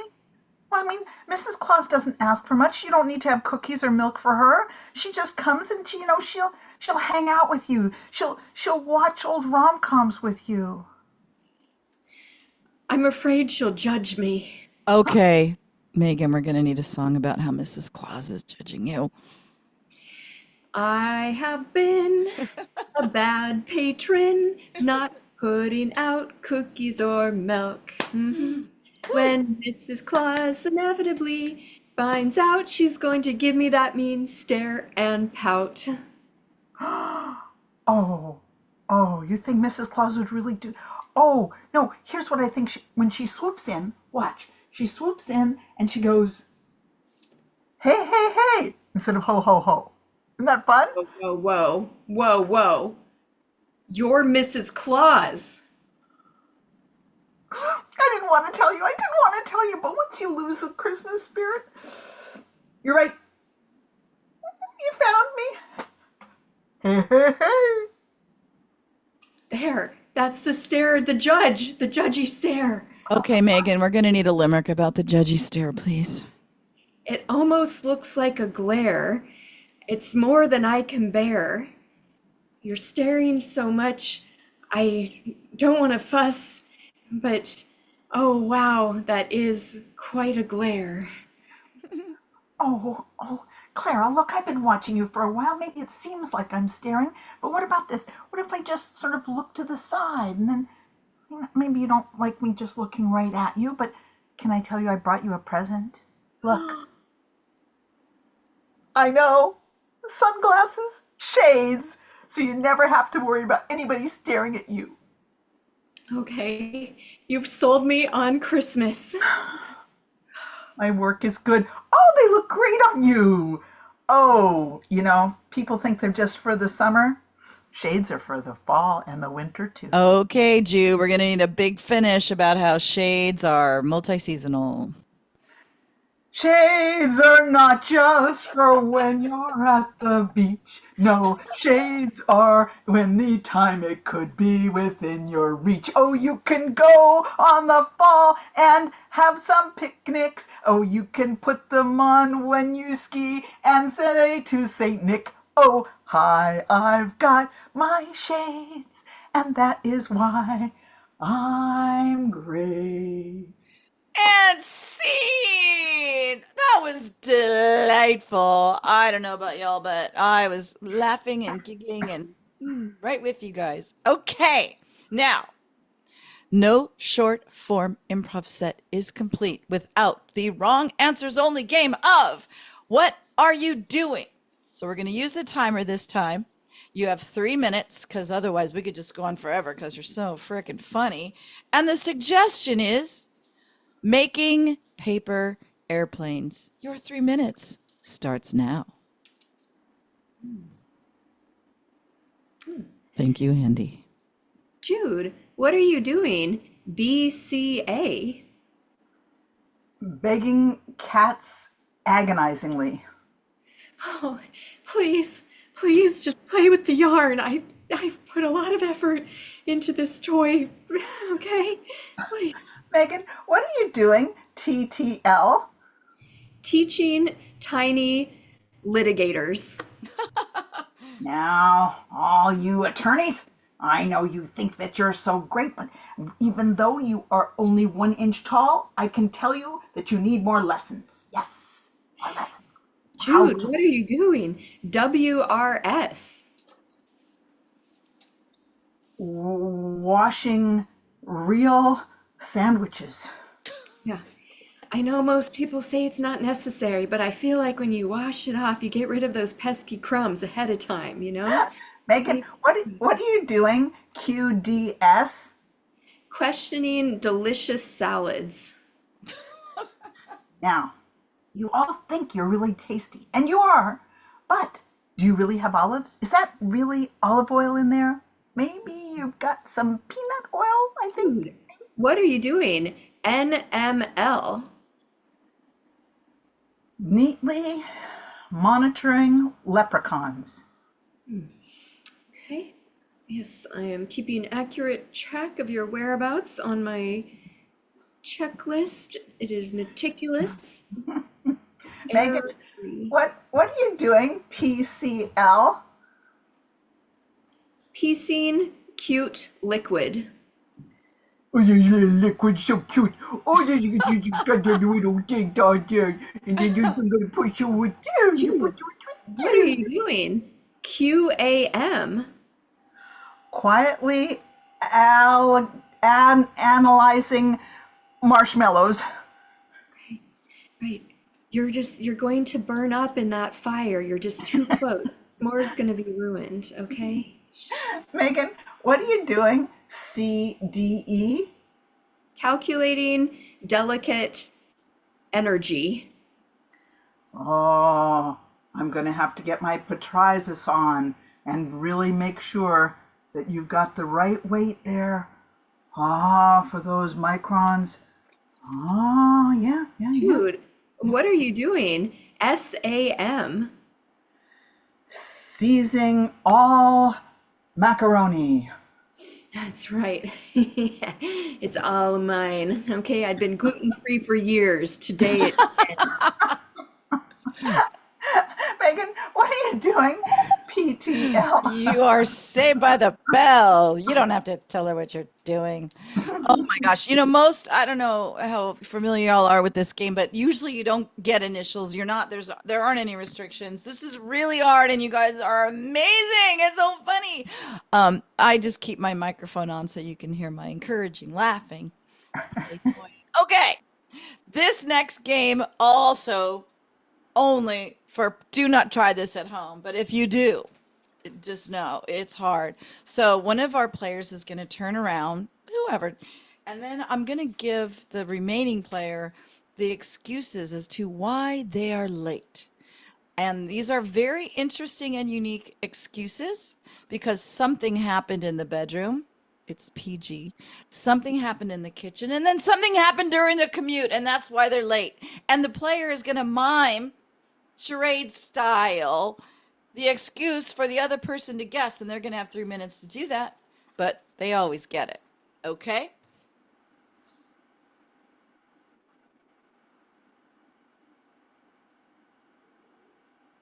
okay. Need a refresher, you are more than welcome to it. All right, Jude, turn around and let's see how you do. Okay, she wakes up in the morning. There she is. Now she steps out of bed. Oh, she hurt her foot. She twisted her ankle. She's limping. Oh my goodness. Oh, she stepped on a nail. She stepped on something sharp. She stepped on a little tack. She stepped on a little pebble. She stepped on a small square thing, a Lego. She stepped on a toy. She stepped on a Lego. Oh my God. Okay. Now she's getting ready for breakfast. There she is. She's making some eggs, so she's making some toast. Oh, but then the rabbit comes and steals her food. A rabbit steals her food. No, a squirrel. A squirrel steals her food. No, panting python. No, a tongue atom thing, a licking creature of some kind, a biting creature, a creature that. A raccoon steals her food. No, something with a tail. A chicken, a little chicken, a kitty cat, a dog, a biting dog, some kind of dog. No, yes, some kind of dog is stealing her breakfast. And, okay, the dog stole her breakfast. All right, now, off she goes.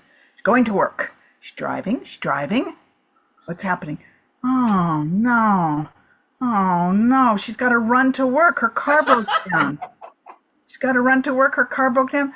Choo choo. She's a train. She has to take the train because her car broke down. No. Okay, she's driving. A train comes in front of her, crosses in front, and she can't go. Ah, boy, is that frustrating. Amazing. You barely need half the time. I mean, come on. Well, I don't want to, I'll still give Megan 3 minutes. Okay. Let me grab my other sheet here. Let me get rid of that. Okay. And then these are your round of poops. Okay. Okay. Okay. Okay. Oh, jeez. Okay, wait, I gotta remember these. Okay. If you need a refresher, you know I'm here for you. Okay, go ahead. Your 3 minutes starts now. Okay, wake up.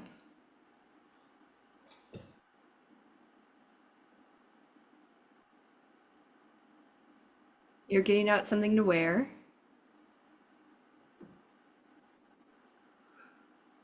It's shoes, socks. You can't find a matching pair of socks. Okay. You're cracking eggs.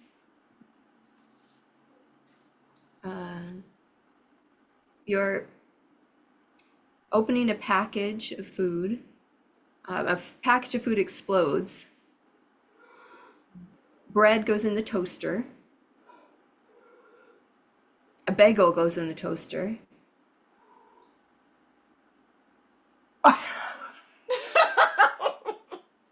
It gets stuck in the toaster. Okay. You're driving to work. In the hood of the car, you are driving to work. And you have to go around to get in front. There's a tunnel. There's a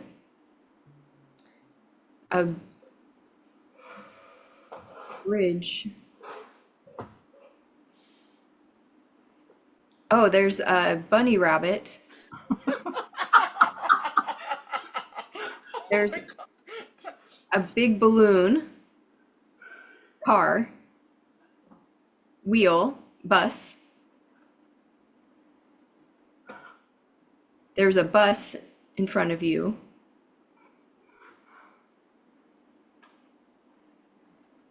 And you're getting the phone number of the driver.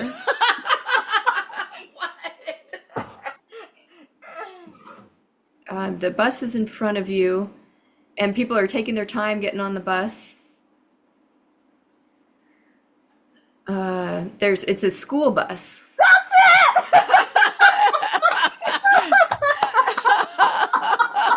I think we're just like stuck behind a bus would have been acceptable, but that's so funny. You got him, Megan. Nice. Got him. Oh, I don't know how you guys do it. And then all the animals that were in your kitchen were just amazing. All those animals.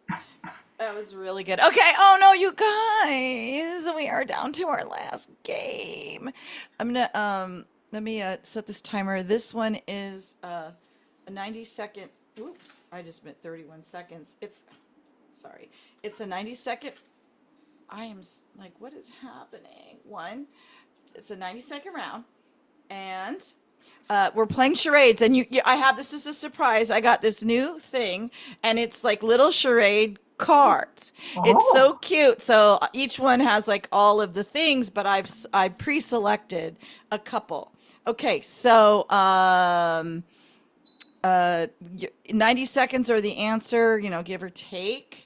And I don't know who's turning around first. Doesn't really matter to me. So someone turn around. And okay. So here, oh no, we're gonna have. Oh, there we go. Hang on. No, can't see. Oh man. So wait. Wait, I think I know what it is. Okay. Whatever you think it is, it is. And go ahead. Okay, cool. I'm ready. Book. 3 words. First word, the. Second word. Kite runner. Really? Really? Okay, that was it. That's amazing. Now I turn around. Yeah. I was having glare, Megan, so let me Okay. let me see if we can make this work. But I mean, obviously you don't really need it. Okay. Let me see if I can get you. Sorry, it's not focusing. Hang on. Oh. Can you? Oh, there we go. Yes, I see. Okay. Okay. Sorry for that. We'll find a better way. All right, Jude, turn around. Okay, this is a TV show. 3 words. First word. The. In. The. Okay, the. The blank blank. Third word. The lady. The girl. The girl. The blank girl. Oh, the blank girl. Okay, second word. Wonder. The wonder girl? No, the engaged girl. The jeweled girl. The jewelry girl. The fancy girl. The second word has 2 syllables. Okay, and the second syllable is sunshine, sunlight, sun. Second word is sun, blank some girl. No, the ring some girl. Beg your pardon. The second syllable of the second word, no, 2 syllables in the second word. Sunshine, the sunshine girl. No, the sunlight girl. Third word, girls. The sunshine girls. Okay, second word, suntan girls, sunbathing girls. Oh, wait, can I try a little bit more? Keep going. Okay, she's got earrings. She's fancy. She's got a ring. She's got the diamond girl. She's got jewelry. She's happy. She's a happy, sunshiny, huggy, the lovely girl, the yummy girl. She's got foo-foo hair. She's the big girl, the foo-foo hair girl, the happy girl. I don't know this show. The Wonder Girl. Okay. Okay, Megan, break it to us. What is it? Golden Girls. I knew that reaction was going to happen. I'm so sorry. It's okay. It was hilarious. All right, Megan, turn around. I just wrote it. Oh, Okay. because those little things were too small. Okay. All right. Yep. Ready and go. Movie. 3 words. Second word. Little word. And.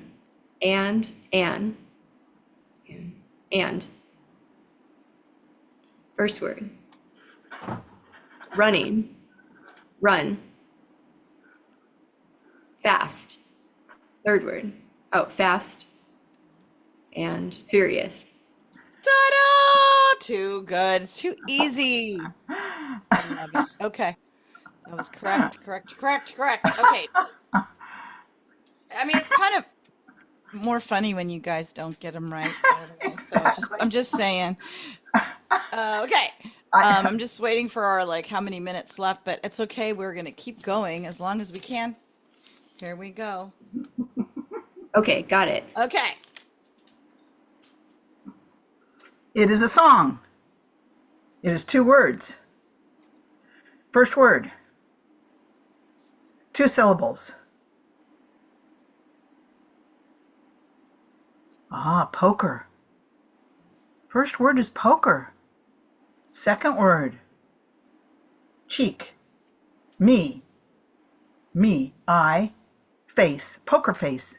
Yes. Ta-da! Oh, my thing never started. It's a Lady Gaga song. It's great. Okay, now cool. it starts. That's yeah. great. That's great. Okay, very, very good. Okay, All right. now the next Now, person. who turns around? Whoever was guessing. Okay. All right. Okay. Here we go. Oh. Okay. You got it? Oh, need Okay. it again? Yep, now I got it. Okay. Let's go. Movie. 4 words. Second word. 2 syllables. Scream. Scared. Frightened. Third word. Window. Mirror. Blackboard.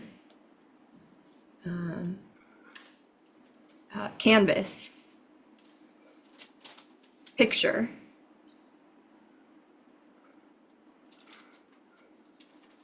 The Rocky Horror Picture Show. Wow, amazing. That was amazing. Okay. This next one is in 2 categories. So I'll write them both. Here we go. Okay. Got it? And Jude, time starts now. It is a book and a movie. 5 words.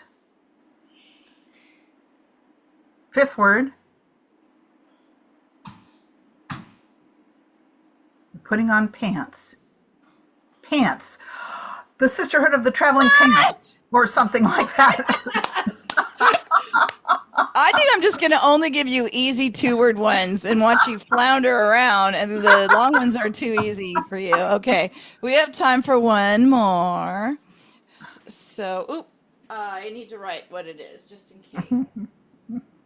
Okay, ready, Jude? I'm ready. Wait, let me stop this timer. Okay. Okay? Yeah. Okay. All right. We're ready for you, Megan. Come on, Megan, your time starts now. Song. 4 words. First word. Eye of the tiger. What? You guys!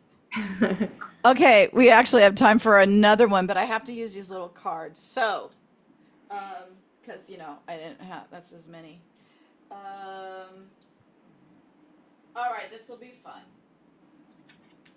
Okay, I'm going to try and get it to you. I might have to whisper it to you. Hang on, let me get it right in front of my camera. You see what that is? Jude, don't listen. Plug your ears for 1 second. Scooby-Doo. Okay, got it. Scooby-Doo. Got it. Okay. Okay. Ready, Jude? Jude! Ready, Oh my God. Jude? Ready? Ready? Yes! Okay. This I is love a you TV so show. much. And it's a 2-word TV show. And the first word is? No. Panting. Panting dog. Dog. TV show. Dog. Looking dog. The dog, a flying dog. The flying nun. No. The flying dog. Dog, an eating dog. Crazy dog. Weird dog. Okay. Walking dog. I don't know what this is. Okay. See? Ghost dog. Ghost dog. Ghost dog. Second word, 2 syllables. No, first word has 2 syllables. Okay. Second word has 1 syllable. Blank blank dog. No, not that. Okay. Misbehaving dog. Bad dog. Okay, 2 syllables. Second syllable. No. Second word. No. No. Not. Don't. Do. Scooby-Doo! Okay. And that's our show. Thank you, Andy. Thank you, Great. Mel. Thank you, everyone. Great job, ladies.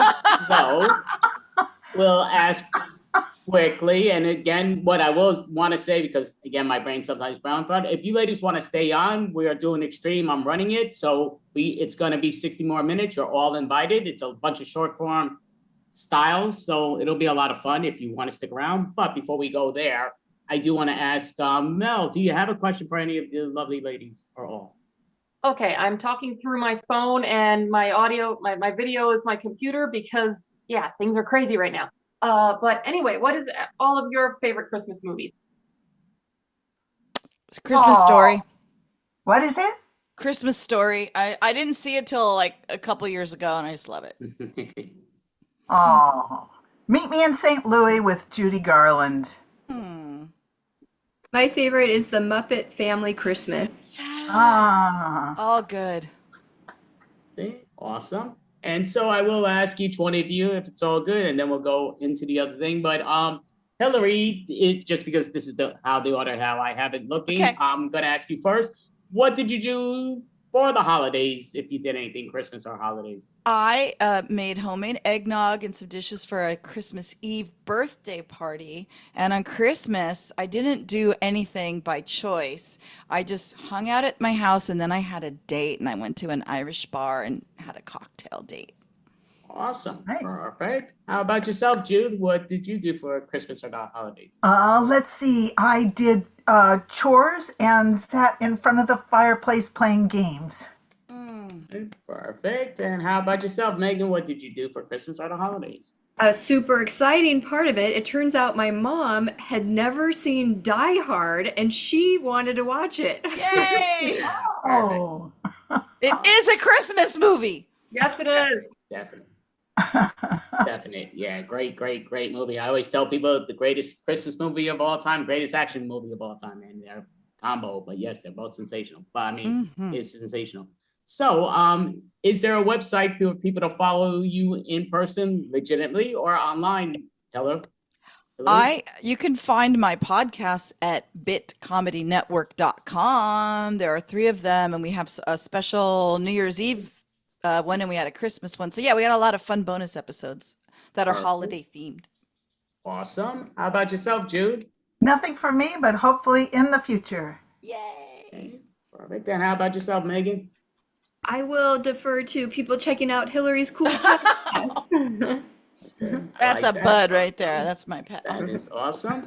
So yeah, this was holy crap. Puget Sound. Yes, you're right. Yeah, you should know your name, but I'm just saying this was Puget Sound. But great job, ladies. Definitely. Thank you. So, like I say, if you don't want to leave, you definitely can hang on. We're doing another 60 minutes of a bunch of short form improv. But if you do, we understand. But thank you, Puget Sound. Great job. Happy New Year, everybody. Merry belated Thank you Christmas. so much, Andy, Mel. Thank you. So, Mel, would you like to introduce the next team up there? And I gotta unleash it. But yes, Yes. Up next, we have Extreme Improv. Extreme Improv. Hop on up, please. I do know that yes, okay. So I did put everybody that could go up, I believe so, yes. Okay. So Ruth, I don't know what to tell you. Ruth's up here, and okay, we don't have many people, but that's all good.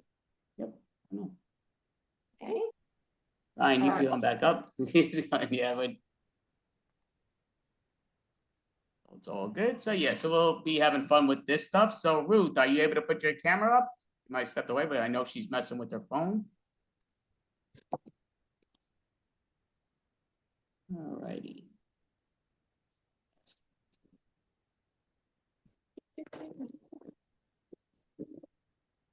Oh, okay. There we go. Perfect.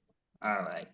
And yeah, you know you're on mute button, just in case you're wondering. But yes, okay, perfect. So we are doing the extreme improv, and Ruth took herself off again, but it's all good. So when you're ready, Ruth, you know, hop back on. Perfect. All right. So we're gonna be doing a bunch of short form games, and we'll do it in a competition style. Why not? You know, again, no harm, no foul. And we'll see where it takes us. So we're gonna have a lot of fun with this and here and there. So we need to start that. But so I'm gonna get the wheel. So right off the bat, you know what? We'll start off with a fun game, and yeah, to introduce people. So for Extreme Improv, David Raleigh Pazanski, who usually runs this, wasn't able to make it today because of the holidays, and it's understandable. But it just comes down to they usually have more members, and we usually have more members, but none of them seem to be able to come. So Louise Cruz was coming, but maybe not. We're playing without Shell, possibly, not sure. But it goes down to we might have some late bloomers, though it seems to be what's what. So it goes down to, we do have Mel Post, we do have Ruth Oroshinik, and we have Ryan Thomas, and I'm Andy A. So even though I put my whole name up there, I keep trying to put Andy A, just keep blanking it out, but it's all good. So we are going to be just starting it off. Are you able to unmute, Ruth? Just out of curiosity, I want to make sure that you're able to. Okay, she's not. Yeah, so I click the button. There we go.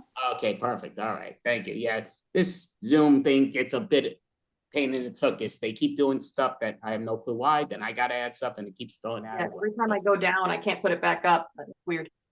Yeah, so I mean, it should be right now because I let everybody go. But again, I'm not, never know till you know. But so we're gonna go into just you know what we're gonna do. I forgot the name of the game. I'm gonna forget a bunch of names of games just because my mind's a bit shy.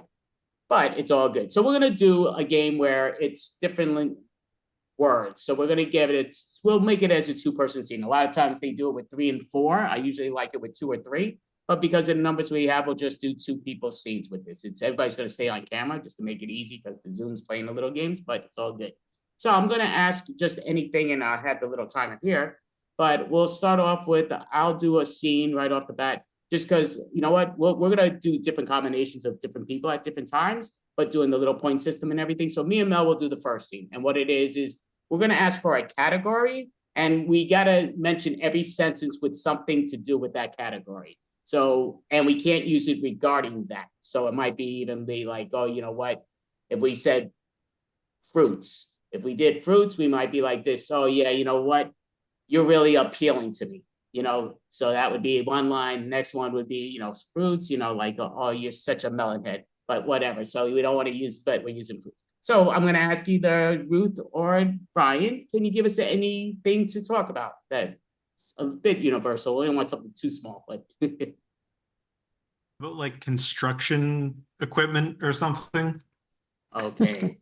See, I love when people say or something. There or something changes it or anything else at all. Okay. So what I think we could try to do all construction, so that's building related or what's what. We'll just do it like that, if that makes sense. So I'm just writing down the timer that we're starting with, which is all good. All right, and we may begin. So stop being such a tool and get to work. Hey, help me out with this, would you? Would you? You know, you really need to turn down that metal music. It's driving my ears bananas.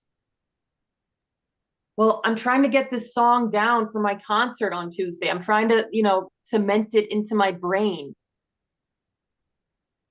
You know, you're really screwing me. Stop hammering my head. Just turn off the music, for crying out loud. You know, I just need to drive it home. Screw your music taste. Can you realize that you're just kind of getting on my nerves? I wish you would just foil away. You're just really throwing a wrench into my plans here. You know what? You nailed it.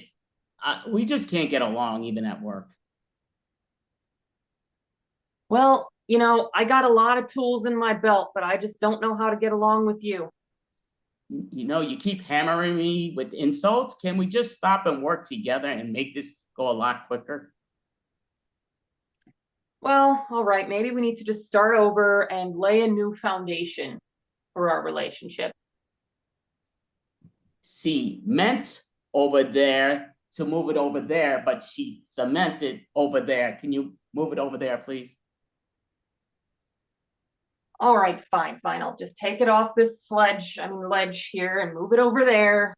See, I'm working with you.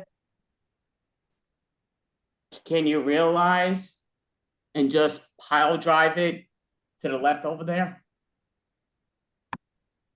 Oh, you want me to go back again? Back. Oh, okay. All right. Oh, look, wipe your feet. You know, the sky, it's beautiful. It looks like it's going to rain. So sky scrape the shoes that you call her off the floor, please. Well, yeah, I call these shoes her because they're heels. They're my lips. You know, Again, you hammered it again, home. It's what it is. So let it be. Look, you just always gotta steal my thunder. We'll call scene. All right, so that is our annihilation with that. So you two are gonna do another one with the same type of thing, but we're gonna give you two a different thing. So I'm gonna ask you, Mel, what do you think is universal that they can use in every line that's not related to what they're talking about? Animals. Animals. So anything animal related, but not being the animals when you are ready.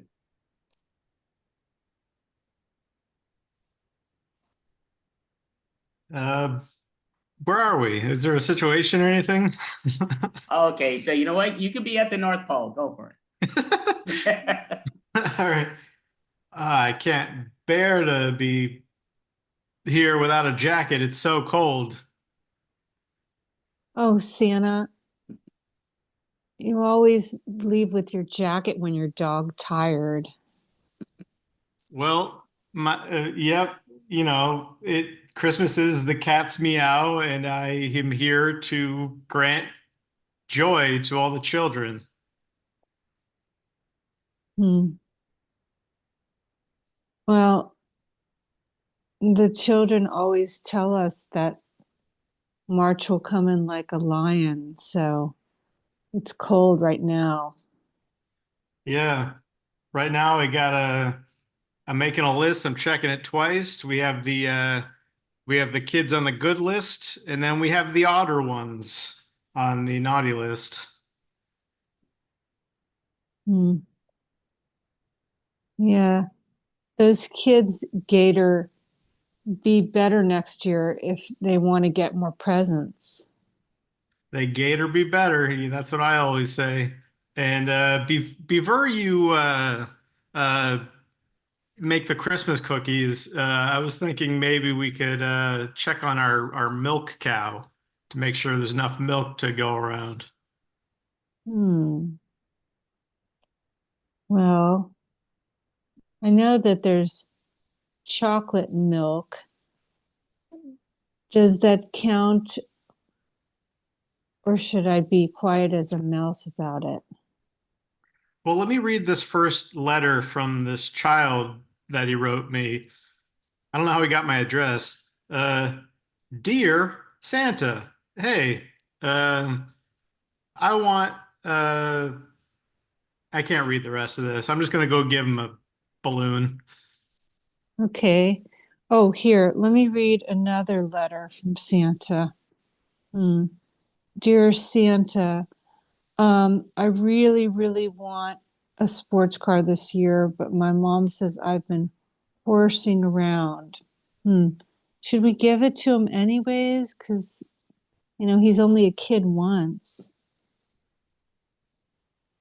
Well, I'd hate to spoil him if he doesn't deserve it, because that would make him quite I don't want him to get a big egg ego gator. We'll call scene. Okay, a second. All right, so scene, give it hands. So we're going around with the little point system with all this stuff and that, but yeah, it's always great. So we're gonna break it up a little bit. We're gonna do movie replay, or I'm giving you the option if you want to do movie replay or you want to tell bedtime story in movie replay, your choice. So it's a different style that we've taken it, and we sometimes do, instead of reenacting the movie every part, we're reading a bedtime story of the movie to everybody. So no, well, these guys are, nope, you're telling us a story. You know the deal. But I'll start it off just so you see. And we're all going to get to do it at one point. So you get your choice if you want to tell a bedtime story or if you want to reenact it. So I'll tell the bedtime story just in my version or their version. So I'm sharing the screen, and this is what, did I put the movie screen on? No, I didn't put the movies on yet. Okay. Gotta wait for this to go off. Oh, I did have it. Okay, so holiday movies. So I'm spinning the wheel. There are, what is this? It's got 64 movies on this. These are all holiday movies. Got 500 plus movies on the other wheel, but Tokyo Godfathers 2003. So I do get, and then I'll ask afterwards if I've seen it or not, but Tokyo Godfathers is from 2003. So put down the sharing the screen, and I'm going to put myself into that headline, which is all good. So, and I will start in a minute. Oh, actually, I could put the timer up. I'll put the timer up just for everybody so they got it also on. I keep hitting the wrong buttons. There we go. Clock, timer, 4, 3, 2, 1. Timer starts as soon as I do this break, and here we go. So you have to understand, everything here it's been improper. You got to understand, over across the other country and everything, they think that they got us beat and we got them beat. Oh, you got to understand, guys. You got to understand. I'm looking all top and everything, and I'm next in line. I understand you're next in line, but do we have what we have to here take? Listen, Janet's over there, and she's trying to play the Sami story. She lost a lot of money, in the gambling game. Oh, no, I'm so sorry. Listen, my husband bet a lot on, he's a silly man. Oh, please, I don't want to owe so much money to you guys. Oh, you gotta listen. You know what it is? We're gonna let you work it off. It's the holidays, we're gonna let you work it off. Oh, that's very nice of you. I'm so honored, so thrilled. Look, you know what? This is the last time, 2025. I'm the new, godfather here, and we're gonna take over. Yes, this is a bad thing. All right, I'm gonna give me a clap, pat myself on the back, but gonna stop the timer and going to put me off that. Going to ask you, Mel, did I ever see Tokyo Godfather? I don't think so. Brian, have I ever seen Tokyo Godfather? I think you just finished watching it last night. Ruth, have I ever seen Tokyo Godfather? I think you saw it in the theater, but you walked out halfway. Well, I definitely never saw it. I never heard of it until I put it on the wheel, but yeah, I never heard of it, but Tokyo Godfather. I do know Godfather movies, so I kind of put a little bit of that, but yeah. So don't know Tokyo Godfather. But so now Mel's going to replay your movie. Do you want to do us in in story, bedtime story, or do you want to replay the movie? Your choice. I'll do the replay.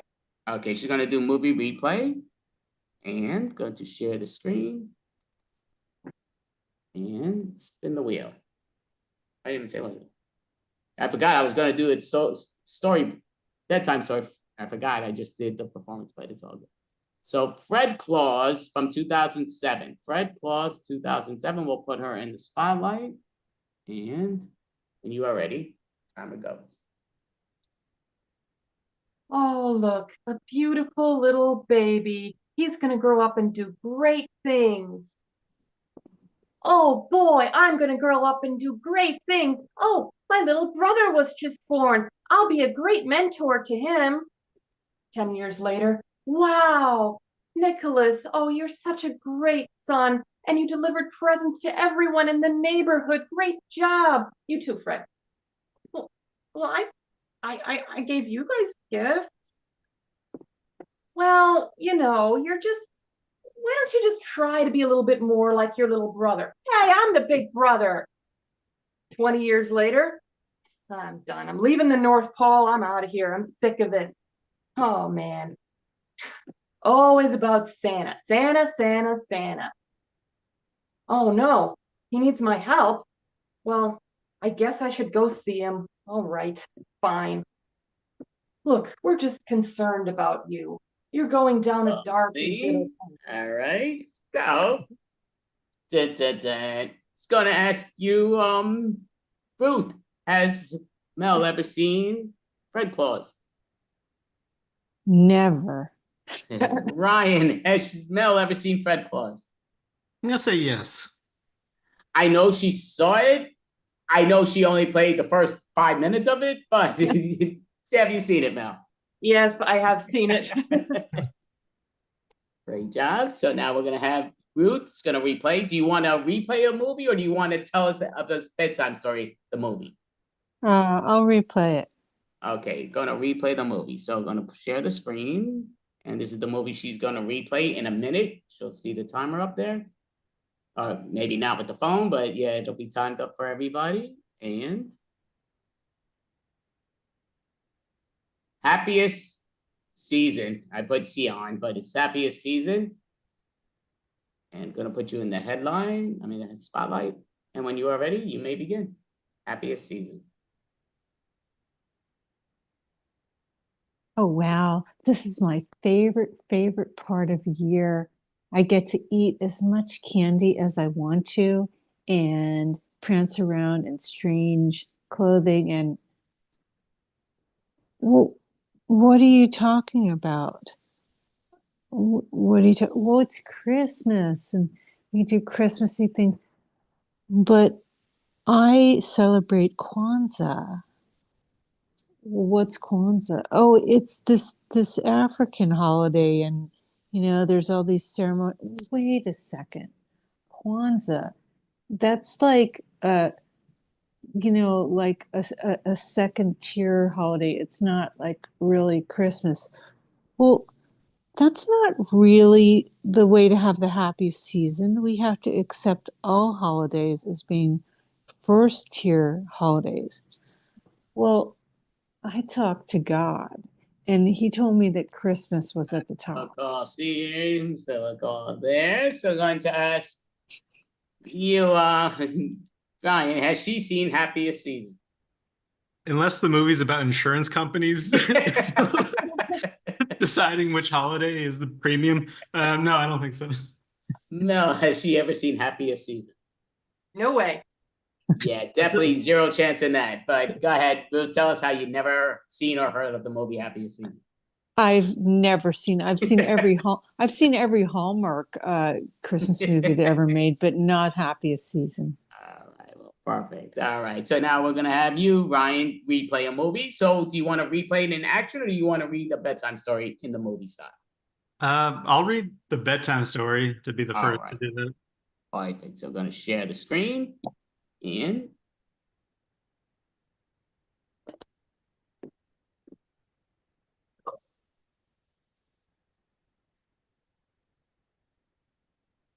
The Nightmare Before Christmas. Why the heck did I put that? The night. Oh no, it's not. It's The Night Before. Wrong name for me. So The Night Before from 2015. We're gonna put you in the spotlight, and you're gonna read us a bedtime story of the night before.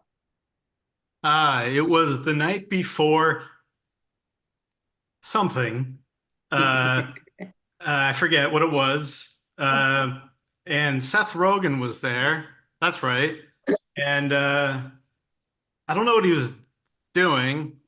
We got really stoned, and then we were gonna do something the day after, but we didn't end up doing that. So we just sat around, ate Cheetos, and watched our good pal James Franco get indicted with another charge against him. And Jillian Bell was there, who is a funny improviser. And then we decided it was Christmas Eve, and we all decided to do a Secret Santa. And that's when I dress up like Santa, and then I tell everybody, hey, you get out of here. You get out. I'm here. Yeah. And gonna ask you, Mel, has he ever seen The Night Before? Definitely not. Ruth, has he ever seen The Night Before? Yes, he has seen The Night Before, and he's not telling us everything on purpose. Not a chance in hell has he ever seen The Night Before, because he doesn't even know what The Night Before was, but that's beside the point. Have you ever seen The Night Before? I have not. Have you ever heard of The Night Before? I have actually heard of it. Yeah. Oh, have you heard of it? Oh. Perfect. So, but yeah, really fun to see where we could take this. So we can keep the timer up there, I guess, depending on what we're doing. And thinking, do that one. You know what? We're gonna play. We'll make it a 2-minute 30. Oh, you know what? We'll do the 3-minute scene. That works. So it'll be me and Ruth now gonna do a scene. So it'll be me and Ruth. And what we're seeing is, let me just look here because somebody's messaging me on the other spot, and I gotta see if that's one of the improvised people. And okay. It is, but not for this. Okay, that's okay. So we're gonna do where me and Ruth, and then the timer will start. And what it is I got all these suggestions in here. I don't know if anybody, they almost dropped that. That would have sucked. But these are a bunch of suggestions with different orders of how they are. So I'm gonna start with the location. So we are in, just grab it somewhere in the middle. So we're by the geyser. I don't know if you agree with that. We're with the geyser. And by the geyser, Ruth, do you want the first character or the second character? We're both by the geyser, but first or second character? First character. First character. First character I pulled out, is this the characters? Yes, it is. First character I put out is Optimus Prime from Transformers. Optimus Prime from Transformers. And I am Tracy Ullman from Tracy Ullman Show. But Tracy Ullman, very legendary comedian who I compare to one of the best women people in general. But so I'm Tracy Ullman, she's Optimus Prime, and we're at the geyser. You know, Optimus Prime, I'm glad you're here with me and everything, but you know, to be honest with you, I wish Homer was here with me. You know, he was always with me, a real buddy of mine, and I'm the one who created him. Well, I wish he were here too, because I'm getting rusty just from the precipitation. Right. Well, Optimus, again, you're the one that's been all around, and you're Transformers more than meets the eye. And you're more of a pain in the butt in the ears, if you know what I mean. You're kind of more talk and no action. We need you to, you're saying you're rusted, but you're a Transformer. You should be able to fix this geyser. Well, believe it or not, my arm doesn't have the special tool attachment. Oh my goodness. You know, because I could be acting like this and acting like that. I could be doing all this and that, but I'm not, because, you know, I'm Tracy Ullman and I could do all that because that's what I do so great. And everybody loves me for that. But you're a Transformer. You're not transforming. You're not forming. You're just, there. Well, Tracy, I have this idea that if I start fixing the geyser or looking like it, and you start like telling funny jokes, that other people will come over and help us. Well, I definitely could do that. Now, again, you know, people are looking at me and they're coming close, but then they run away because they see you. A lot of people don't know if you're good or bad. And when you're kind of rusted doing, it's kind of freaking people out and kind of getting a little bit on me, a little nervous, if you know what I'm saying. Okay, well, what I'm going to do then, Tracy, is I'm going to make my arms into a giant metal heart. And then you start doing some comedy, and let's see what happens. Okay, here we go. Okay, well, yes, okay, I'm doing the comedy. Okay, well, I'm gonna move over here because you are taking up a lot of room, and yeah, you're kind of pushing me close to the geyser. I don't want that. You know, I'd say if I'm in trouble, I have the great Transformer, but that might be more problem than good. You know what I mean? It might be more bad than good. I just don't know. I wish Bumblebee was here because Bumblebee is cool. You know, Bumblebee's so you're so kind of robotic. What the heck? You're a Transformer. My goodness. Well, I like Bumblebee too, but he's off getting married this weekend, and you know, we can't call him. Oh my goodness. As my buddy Homer would say, don't, it's not fair. I tell you, not fair. You know, he might say, don't, or more, don't, but it doesn't matter because again, that was me back in the 80s. I'm here now, still as Tracy as always. Can you fix this geyser for crying out loud? Transformer, show us some talent. Okay, I think so. Watch. I like that. It's the new Transformer dance. I'm holding you. Right. I'm holding you down. Wipe it. We're going to do it again, but this time Mel and Ryan are going to be performing. So we're going to give you two different things. So I'm just going to go to the locations right off the bat. I got to keep these separate from it so we don't do these repeats later. I got plenty of cards in here. Just grabbing it anywhere in there. Grab only one. I got two together. Okay, you two are at a gas station. You two are at a gas station. And before we say where that gas station is, I'm going to ask Mel. I'm old school, still ask ladies first always. Do you want the first character or the second character? I'll do the second. You'll do the second. So Ryan is Gollum or Lord of the Rings. Gollum or Lord of the Rings. And he's over here. And Mel is, got the professions right next to it. It'll be like, oh yeah, I gotta make sure I separate it. She's Lisbeth Salander, supposed to be a very famous person. You might know who it is from the girl with the dragon tattoo. I do know who it is. But you are Lisbeth Salander, forgot her name. And you two are at a gas station. One is Lisbeth Salander, the other is Gollum, when you are ready. Huh. Well, I usually don't talk to people I meet at gas stations, but you seem like my kind of people. Oh, yes. Would you like the precious or unprecious? Give me the most precious you've got. Oh, yes, sir. Yes. Gee. So, how's your day? Oh, don't ask. I'm on the run. You know, from society. Oh, no, sir. What did you do wrong? I'm just a misfit. I'm an outcast. Most people don't understand, but you, I feel like you would understand. Oh, yes, I understand. Oh, I always, I get myself into trouble, but then I go eat a fish to make myself feel better. Mm. Weird. I like it. Want some? Well, I don't normally take fish from people I meet at gas stations, but you seem all right. I'll take it. Thank you. All right, that'll be about $6.50. I thought we had a rapport going here.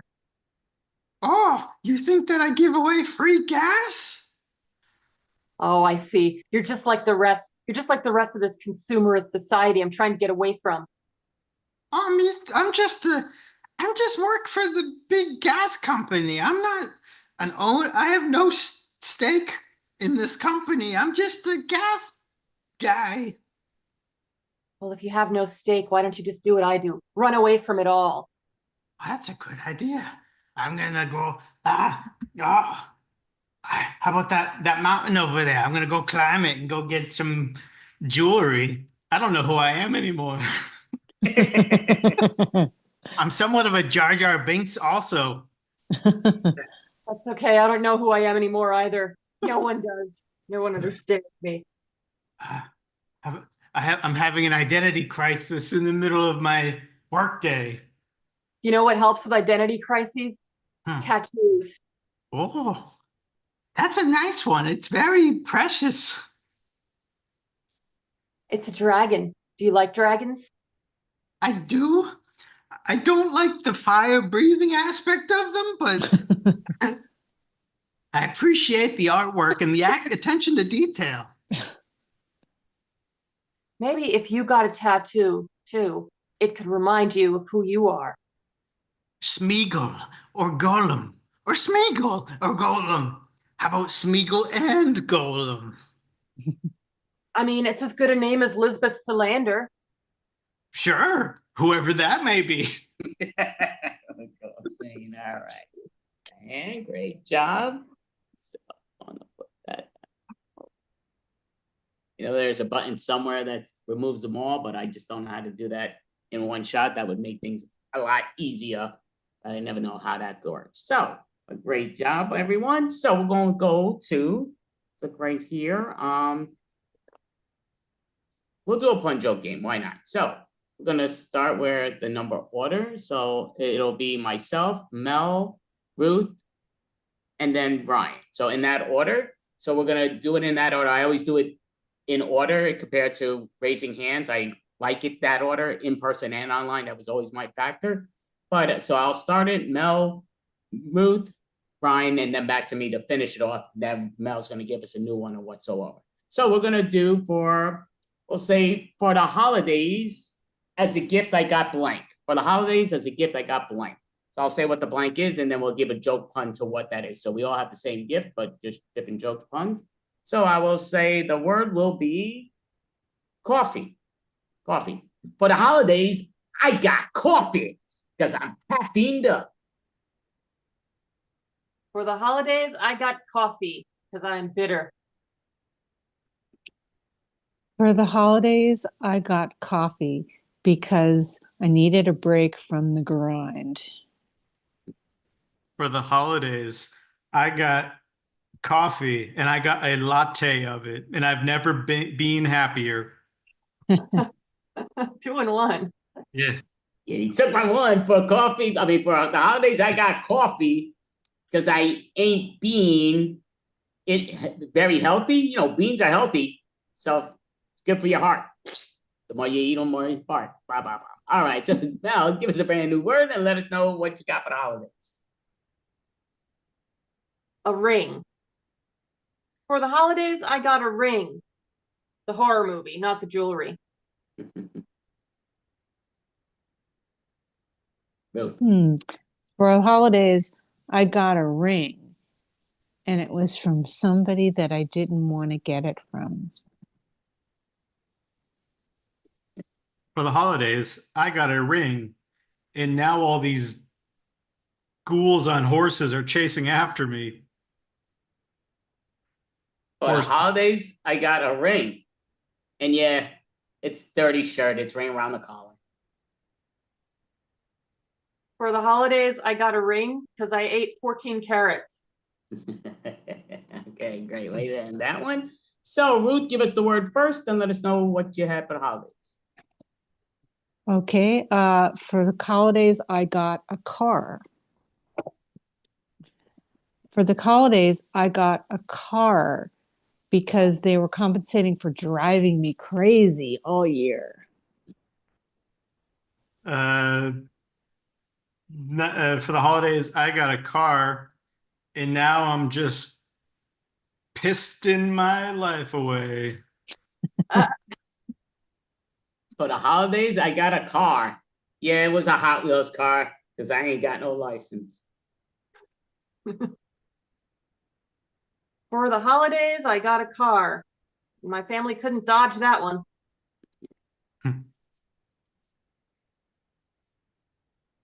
Ruth? Oh, one more. Okay, for the holidays, I got a car because, wheels keep turning, more presents every year. Job. So we'll do this one more time with Brian gives the word first and let us know what you got for the holidays.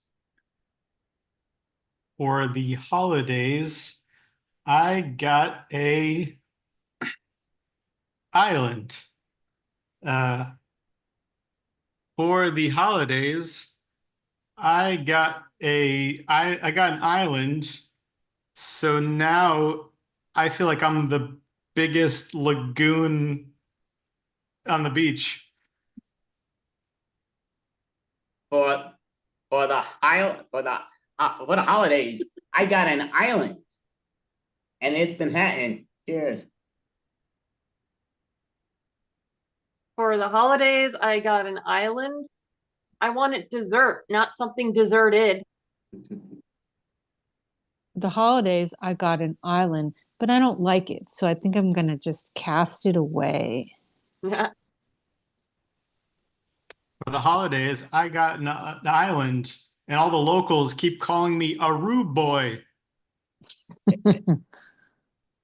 Great job. We'll give that with this. I'm looking at getting 2 different timers on these things, which I'm looking at this main one, but throws me off a little bit out of whack, but that's all good. So going to go into more of the games, and we're gonna go, as I'm looking at the old games, going to say we're gonna do rapid fire. Why not? Rapid fire is a fun game. So with rapid fire, it's gonna be each one of you is gonna be asking me random questions. So we'll stick to the order. So Mel's gonna ask me first, then Ruth, and then Ryan. Then Mel, then Ruth, then Ryan, then Mel, then Ruth, then Ryan. So you're asking me 3 questions, but one at a time. Mel, Ruth, Ryan, in that order. And I'm gonna answer in the style of, I'm pulling out an occupation person. So I'm gonna answer in the style of the occupation person, or should I do character? Which one? Anybody give me a character or occupation? Which one? Occupation. Occupation. Okay. Occupation I heard first. So I'm just grabbing anything but this says, and this says, okay. It says Mickey Mouse. It's not what I wanted, but Love that, Jeff. An occupation, you're a Mickey Mouse at Disneyland. There you go. It's Mickey Mouse. All right, I'm Mickey Mouse. I hit the wrong, I mean, I got everything again. Once I move it distance, my vision's crap and I went to the wrong thing. But okay, so I'm Mickey Mouse. So go ahead now, ask me a question. What's the Christmas song you're tired of hearing this year? Oh, well, you know what it is? I hate that Scrooge song because Scrooge is so menacing. Oh, yes. Go ahead. Ruth, you may ask away. Mickey Mouse, why does your mother pick your shoes for you? Well, because, my mom has great taste. As you see, I dress all in style. I ain't goofy. Go ahead, Ryan. You may ask away. Yes, Mr. Mouse, why do you wear gloves all the time? Well, you know what it is? Because never leave your fingerprints on it. No, no, no, no. Not that I've done anything naughty, but you know. Go ahead, Mel. You may ask away. Tell us, are you on the naughty list or the nice list? Well, I'm Mickey Mouse. I'm Disney World. I'm what Disney's all about. Enough said. We all love me. Yes, you do, Ruth. Go ahead. You may ask away. Tell me, Mr. Mickey Mouse, have you been doing this for a long, long time, or did you just start? Well, basically, I'm Mickey Mouse. I've done everything a long time. I've been around a long, long time. Disney's been around a long, long, long time. And the key is, you just got to realize if you want Minnie to be on your boots, you got to keep on licking them. You know what I'm saying? But yeah, me and Minnie are a great couple, and we've been around a long time. Go ahead, Ryan. You may ask away. What are you going to do now that you're in the public domain? Oh, what am I gonna do? What I've been doing. I've been in the public domain all forever. And many things change. A lot of Disney characters come over and they try to say, oh, they're more popular than yours truly. If they say that, they gotta go. Yeah, we need to, we can't be so stingy. Don't be Donald Duck. He's the one that's blah, blah, blah, blah, blah. But we can't do that. No, that's not fair. I think was that 2 or 3? I blanked out now. Oh my goodness. Is that 2 or 3, Mel? I think it was 2. Okay, so go ahead, Mel. Show me mercy. Go for it. If you know what's going on. How do you feel about Bugs Bunny? Oh, Bugs Bunny. He always asks. He's not very intelligent. Be straightforward to you. He keeps saying, "What's up, Doc?" How the hell does he not know the answer by now? For all these years, he's still saying, "What's up, Doc?" Maybe get a nurse. The doc ain't helping him. Go ahead, Ruth. You may ask away. Did you ever want to be more in color instead of just in black and white all the time? Oh, that's a good one. When they uncolored me, or should I say they colored me because I started uncolored, that was interesting. It was very fun. But the whole thing is, to me, I like them both. Like, I don't mind going back to the old school days. It was a lot of fun, but I don't mind doing the new school days. It's a lot of fun. It's just great being all out there and showing the kids all the joy and laughter. Go ahead, Ryan. You got the last question, buddy. Make this count. Yeah. What really goes on at the House of Mouse? Oh, what goes on in the Mouse and Mouse? Well, you see what goes on. Those that are really cool give us good cheese. The ones that are crappy are the ones that give us that fake cheese. You know what that means? That means cutting the gas, cutting the cheese. No, that ain't no real cheese. We don't want to smell it. We want to eat it. And not no gas coming out of no cracks. No, we want the actual cheese. Oh my goodness. No, that'll make me go, and I will get goofy on you. And we don't want to do no goofy. That's his character. Let him be. But that's my set, guys. Thank you. So now we're going to push that to the side, and Mel's going to play. So I'm going to ask you, do you want to play a character, or do you want an occupation? And I'll get the right one. I'll do an occupation. Okay, so let me get that closer so I speak. Okay, let's go to the occupation. So you're going to be responding as a copywriter the whole time. So, Ruth, you're going to ask her the first question. Okay, I want to ask you, what do you think of all the Kardashian television shows? Well, I think it generates a lot of great content, and I'm all about generating content. So as long as they keep doing things for me to write about, I'm all for them. Right. They say a good salesperson could even sell a pen. Could you write me some ad copy for a pen? Oh, absolutely. I could even whip that up for you right now. Let me just go to ChatGPT. I mean, my Word document processor. And yes, okay. It's not just a pen. It's not just any pen. It's a blue pen. As they say in Liar Liar, the goddamn pen is blue.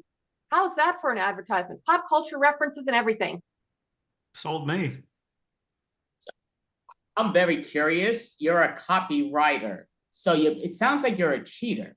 Why are you not just a writer and you're a copywriter? Why are you copying the writing? What's up with that? Well, you see, that is a common misconception. Copywriting is not cheating. It is writing copies of things. There's a difference. I'm not copying writing. I'm writing copy. Semantics are very important.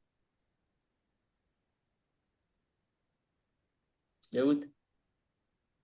Oh, well, what I want to know is that when did you have your first copywriting assignment and what was it for? Well, it was in college and I had to write a celebrity blog post. And unfortunately, because I was still in college and I went to a small town college, it was a local celebrity who actually wrote articles about other celebrities. So it got very meta and twisted. But, I've come a long way since then. There was a president who once asked, "What is the meaning of is?" Could you tell us? Yes, is the present tense of to be. It's a very interesting conjugation, actually. From to be, we get is. So is the state of being something. I am a copywriter. You would say she is a copywriter. And I am giving you a very excellent answer to this question. It is a great answer. So I'm kind of wondering, with your job profession, aren't you worried that the AI are going to take your job? I mean, can't they take partial of your job already? Well, that is a big concern, but luckily AI cannot spell strawberry.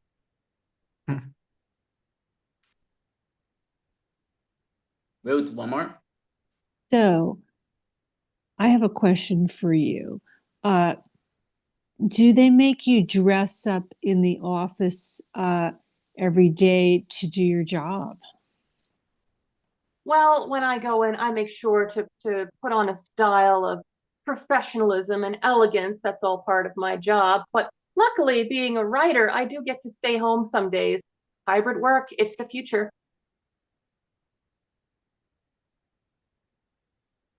Who is your favorite cartoon dad? Cartoon dad. Well, of course, it has to be Homer Simpson. He's a classic. He's got tons of great quotes. He's a great content generator. So I'm just wondering, how do I become a copywriter and actually make millions of dollars? Because many copywriters, and the majority of them, make crap, but some make millions of dollars. What's the secret? Well, the secret is just being a very clever writer. You got to go to school and get an education for copywriting, and then you have to write better than not only ChatGPT, you have to write better than me, and nobody writes better than me. That's a great job. Perfect. So we're going to do it again. We're going to go around. That was 3, right? I'm pretty sure it was 3. Yeah. Okay. Blanking out for a moment. So I'm going to ask you your choice, Ruth. Do you want a character or do you want a job as a profession? Character. Okay, so we're giving the character. I got to make sure I'm looking at the right ones. Got plenty of both of them, but going to grab this. And she is Winnie the Pooh. Winnie the Pooh. So you're going to ask the first question, Ryan, when you are ready. Oh, well, why don't you wear pants? Well, when we're doing lots of work with getting the honey ready, we don't like to have extra clothing that might dip in the honey, and pants are a problem in this area. So I'm just wondering, Winnie the Pooh, as a kid, I used to watch you a lot, and I love Tigger, but I'm just wondering, being called Winnie the Pooh, I expected to see some more poo. I never saw you crack, and I expected to see a lot more poo. What's the deal with that? Especially you got no pants, no excuse. You got to be what? Well, I'll tell you a secret. I'm really, really poor. And they were going to call me Winnie the Poor, but it just was a big downer. And I said, oh, that's a big downer. And they said, oh, okay, we'll just put an H on there instead of an R, Winnie the Pooh. So that's the way that came about.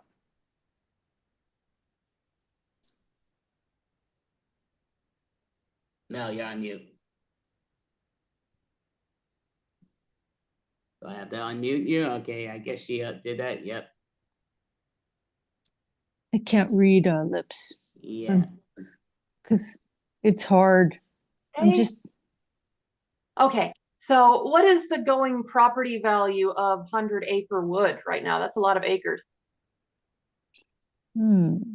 well, the thing that you wouldn't know is that because I make honey at the wood, it's very, very, very, very in demand. And we have actually a bunch of bees that are bidding for the property. And it's up to about $1 million for the wood. Why is Eeyore so depressed? That's a good question. He really doesn't like to talk about it, but he's supposed to eat chocolate every single day of his life. And we can't always get the chocolate shipped in time. So if he doesn't get his chocolate, like stat every day, brownies, even chocolate bars, could be chocolate milk. If he doesn't get any kind of chocolate, he's just a sad sack walking around. I thought it was his mental health. I'm curious that you got Yogi Bear, you got Boo Boo. How do you think you rank in the best fictional bears? I mean, what's the deal? Are you on the bottom? Are you behind Smokey? What's the deal?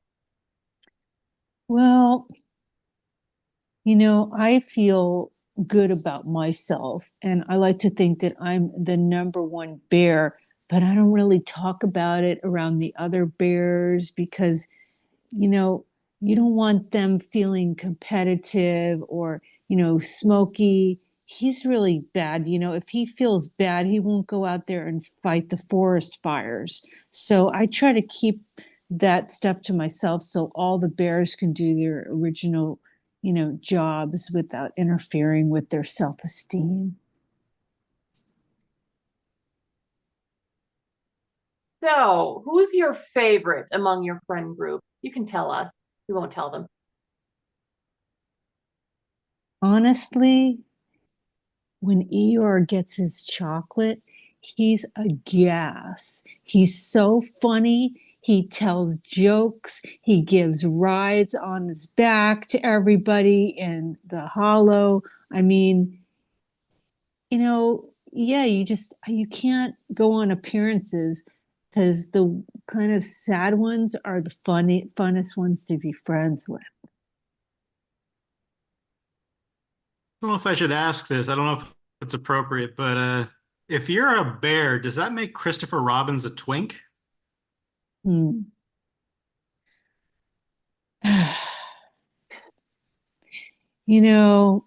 We just try to not use those labels in the hollow. And I mean, Christopher Robbins, he can be who he wants to be. He's a creator, he's expressive, and yeah, we respect him. So we don't call him that. So I'm kind of curious because of the recent movies with Winnie the Pooh, where you're killing people and you tried to kill Robin. So it was not one, but two movies. And Tigger was in the second one, which I haven't gotten to see, but I'm a big fan of Tigger. I think he'd be the best of the killers. So who is the best of the killers amongst you all? Say that again. Who is the best of the killers? What? Best of the killers. Who was the best killer? You, Igor, who was the best killer out of you Winnie the Pooh characters? Igor. Igor. I would have to say Eeyore as Igor because it's like that Rodney Dangerfield thing again. It's like depressed person, great actor, great friend. Eeyore comes alive as Igor, and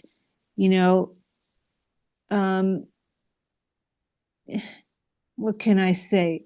he's big and the sad eyes. Nobody ever guessed that he's the killer because he looks so sad. The first one, I'd guess. So Winnie, there's a saying you attract more flies with honey. Is that true? And why would you want to attract flies? When we started making the honey, we weren't really thinking about it. It's not like we're trying to attract the flies. It's just that we didn't like pre-engineer the honey. So we really don't want flies. And we're experimenting with all kinds of nets in the hollow and also electronic bee zappers. So if zaps bees, flies, or anything else that tries to get near my honey stash. I'm not so nice. Perfect. That was 3 around, right? So we're going to go one more time and we're going to go rapid fire with Ryan. So Ryan, do you want a character or an occupation? I feel like the characters get more out of it, so I'll go with character. Character. Okay. So going with got a lot of characters. Hopefully this is characters and not the occupation, but it looks like it's that. I'll go with it, whatever happens. Okay, so you are Tweety Bird. Tweety Bird. I love Looney Tunes. Can't stand Tweety Bird. I wish Sylvester ate him already, but that's my opinion. But you're Tweety Bird. So I am asking the first question. Why is Sylvester so much awesomer than you? Why do all the little girls like Tweety Bird and not adults? They prefer Sylvester. Oh, that's because he has a lisp. He sounds so cute, and I like his lisp. He doesn't pronounce words the right way, and that old lady loves him. How do you feel about Twitter changing its name to X? Oh, I don't like it at all. Oh, nobody thinks of birds anymore. They think of that letter. When I think of X, I think of porn websites, and I have nothing to do with that, on the record.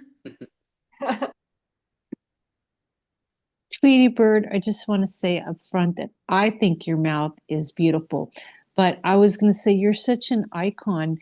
Do you feel like, I mean, how do you feel about the fact that people are pressuring you to have your lips and your beak done with plastic surgery? Well, I'm always keeping up with the Kardashians, and I guess one day I'm gonna get a butt implant. So that's coming down the road. But I do hope it doesn't hurt my music career. I am such an icon. So Tweety, I'm just kind of wondering, again, Looney Tunes has many, but there's so many bird characters out there. You have Big Bird, you have Woody Woodpecker, who I think is the best of the bunch of you all. I don't think you're very good. Like I say, I'm not a fan of Tweety, but I'm a fan of Woody Woodpecker. What would he do that would make your job better? Or what can you do better than Woody Woodpecker? What do you mean, you all? We're all just the same type of thing to you when you look at us? Well, I'm not a woodpecker. I'm not a giant yellow bird. I'm a tiny type of parakeet or something. I didn't check my DNA. I didn't get the 23andMe. What was the question again? I got so offended to know. So are you related to Big Bird at all? Maybe. He does look a lot like me on steroids. So I'm going to say it's a cross between Big Bird and that monster thing that chases Sylvester in the haunted houses together made me. But smaller. Tweety Bird, I think your voice is really, really cute. But I mean, I wonder, you're always saying, I saw a pretty tat. I mean, what do you do when people make fun of your speech impediment? They're just jealous. So I'm kind of curious. What if you decided to do a animal change? Say you decided, I'm not going to be Tweety Bird anymore. I'm going to be Tweety something else. You know, the world of operations today, everything changes. So what animal would you change to and why? Oh, I haven't haven't thought about it before, but you know, if I would be, maybe if I were to also be a cat, I could be Tweety Pussy.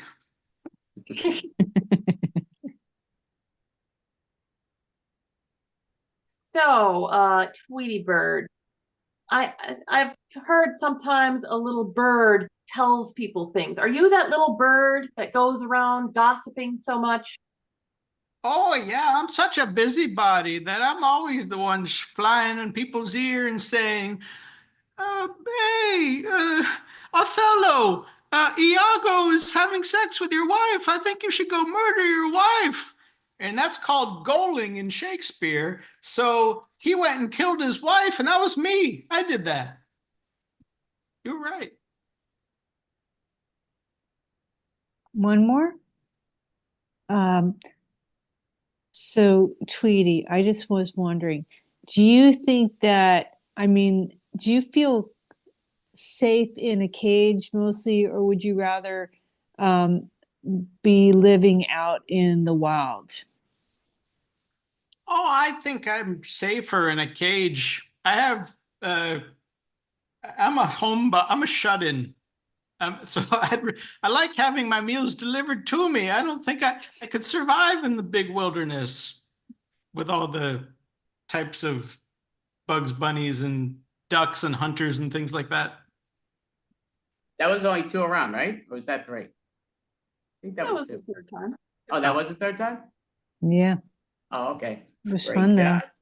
So we're gonna do one more for the finale, and it's just kind of like how David Riley does it with the seeing what's going on. So we're gonna give you a minute. So I would say just challenge them if they repeat their words. Go ahead, Mel. You have a question? Oh, no, I was just, no. Okay, no problem. So yeah, so I'll speak for a minute. I guess I don't have that much time. Okay, looking at the time will just fly. So you know what? We're gonna give it. You're gonna get 30 seconds. I'm gonna let you 3 decide, and well, I mean, I'll decide, but you got 30 seconds. So we're gonna have it right off the bat, just how I'm looking at it. Ryan, we're gonna let the ladies wait now. You get first dibs. You're gonna give us for 45 seconds. You're gonna tell us, and I'm gonna put the timer up. You're gonna plead your case of why you should win. But let me put this down and put this down. Okay, you got 45 seconds, and the timer starts when you begin. So you're gonna tell us why you deserve to win. Go. Well, I do think I gave it a pretty good energy considering it's after the holidays and I'm feeling pretty low energy. I think I brought some good jokes. I don't think I brought the best impressions, but I think given what I was given, I tried to rise to the occasion of the golems and the Tweety birds. But I think I'm also, I don't think I should win. I do think anybody else in here did a better job. And I think my humility as a result makes me more of a better spirit. So I should win by default as a result of being the most gracious participant. But I don't think I should win. But because I said that, I think I should win because I am being humble and I am deferring to everybody else. And that makes me more of a participant and an inclusive person. All righty. Yeah, that was a wibble wash to me, but okay. So Mel, you got 45 seconds pleading your case of why you think you should win. Go for it. Well, I mean, I was the only one brave enough to take on an occupation. So I didn't even know what a copywriter does. And I convinced you guys. So I think I should win just for that, to be honest. And I also got a character that I didn't know. Elizabeth Salander. I know she has a tattoo and she's kind of goth, and I rolled with it. So that's all improv, man. That's what improv's all about. Also, I'm wearing a hat and a cool Christmas sweater. I mean, Andy's got a sweater, so he should get second place, but he doesn't have a hat. So I got the hat. Oh, is he gonna pull out a hat? No. I am still the queen. This is my crown, okay? This Christmas hat is getting really hot, and I'm keeping it on anyway because that is the kind of commitment I have to this show, and that is why I should be the winner. So we're gonna go to one more. So we're going to Ruth. Please let us know why you should win. Well, I'm kind of humble usually and let other people win, but I think that I should win because I don't really win that often, and I could really use that boost of, self-esteem of winning. The other thing is I showed up in my Grinch sweater, for the past 2 days, I've been going back and forth to the airport because they keep canceling flights. And so I'm doing this on very little sleep and performing magnificently. The other thing is, how many people do you know who can do a Winnie the Pooh thing about having no pants and not get canceled? I don't know anybody. And so I think that I did that with a lot of skill. Thank you. Great job. So I am going to ask one thing from you. Let me see your sweater, because that doesn't look like Doctor's doing. That's the Grinch sweater. It's Grinchy. It's got the whole... okay. Yeah, that works. I like that. So we're doing the vote value of how it goes. So it was close. Basically, Ryan pretty much copped out saying he shouldn't win, even though he said he should, but he shouldn't. So he did more no shouldn'ts than not should. So he doesn't win.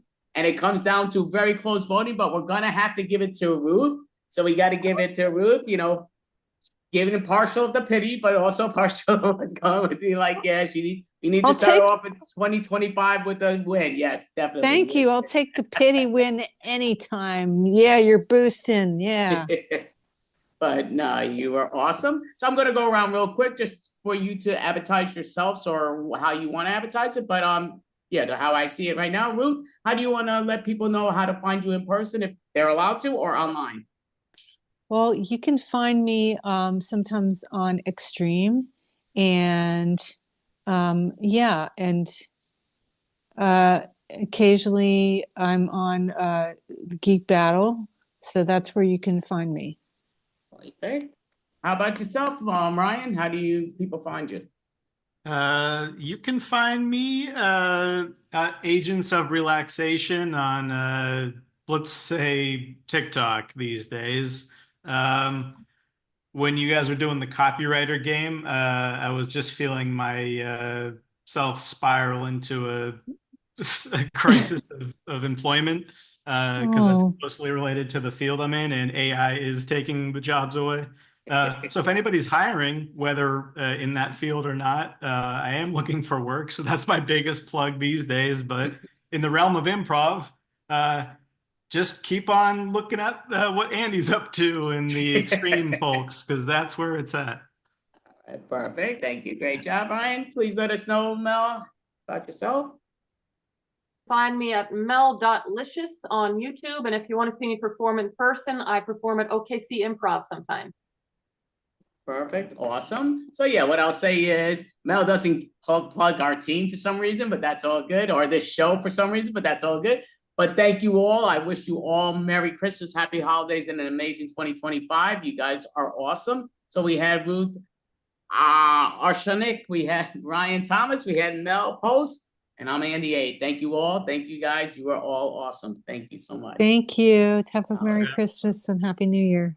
You too. Thank Happy holidays, Merry Christmas, New Year's. Happy holidays. Happy holidays. So going to look right here and put this here. So okay, gotta make sure I let her go. Okay, so yep, I'm gonna ask you. I just want to make sure everybody can come on before I invite him up. But yeah, I want everybody to be able to come on so they can start the video. So we are right now Clan Without a Shell. So you could hop on up, Ashley. Happy Moon. We are having David. I'm gonna ask Dave McCabe if he wants to join us. He may not, but he may. I'm gonna put him on the spot if he does. Paige and Dave, pop on up for a moment if you don't mind. Is he able to? He should be able to, yeah. Because I took that all off. Dave, I don't know if he wants to or not. Okay, so, oh yeah, Dave. So what I was gonna ask you, just a quick note, I'm looking here. So we're running a little behind, which is fine, but we're performing as a team right now. Do you want to join this and then you could perform afterwards your solo, your choice? Well, if we're running behind, then let's just do this thing. What does that mean? Does that mean I you're will joining join us? you right now. Oh, Let's okay, just thank do you. stuff. Perfect. All righty. So. Hold on, I've got to sneeze. Shoot. Better. All righty. So we are Clan Without a Shell. So we do have Mel Post. We do have Ashley Owen, Laughing Moon. And we have Dave McCabe and his buddy there. And I'm Andy A. So we are going to perform a long form style of Four Corners. So Four Corners is normally a short form game. We did bring it into a long form style. So we're all staying up here and just going what's what. So how it goes is me and Mel are going to be two characters. Then when I say switch, I'm going to put down the video here so we all stay up. And then Mel and Ashley will be two different characters. Oh, I'm so sorry. I was going to say you sounded better than you ever did, Ashley. I'm sorry. I forgot to unmute her. I didn't realize I did put that. Hi, everyone. Hi, Hey, how's it going, Ashley? I was Hi, like, Mel. Hi, Dave. silent treatment. It's nice to see you again. We've performed before. We have. So then when we say switch, then it'll be Ashley and Dave, and they're going to be two different characters than what Ashley was with Mel scene. And then when I say switch again, me and Dave are going to do a scene, and we're different characters than we were in our first scenes. And we're just going to keep listening to the switch and then go in there. So it does get shorter each time going around. But go ahead, Dave. Yeah, I'm sorry. I'm in a place where other humans are. Very rare for me. Sorry to hear it. Humans are a pain in the ass, but that's all good. So it goes down to in general, just joking. But okay, so looking at my little timer here. So yeah, so we're gonna go around to here and there. So how the characters are, I'm going to mess with I got all these characters and I got all these emotions. So I'm going to, and occupations, I could do, you know what, we're gonna mess with the emotions. You know what? I'm gonna mess with the emotions. So my character. Great. What a perfect time to do that. So my character is a model. So I'm going to be acting like a model the whole time. Mel's character in my scene is going to be acting like she's going to be a singer.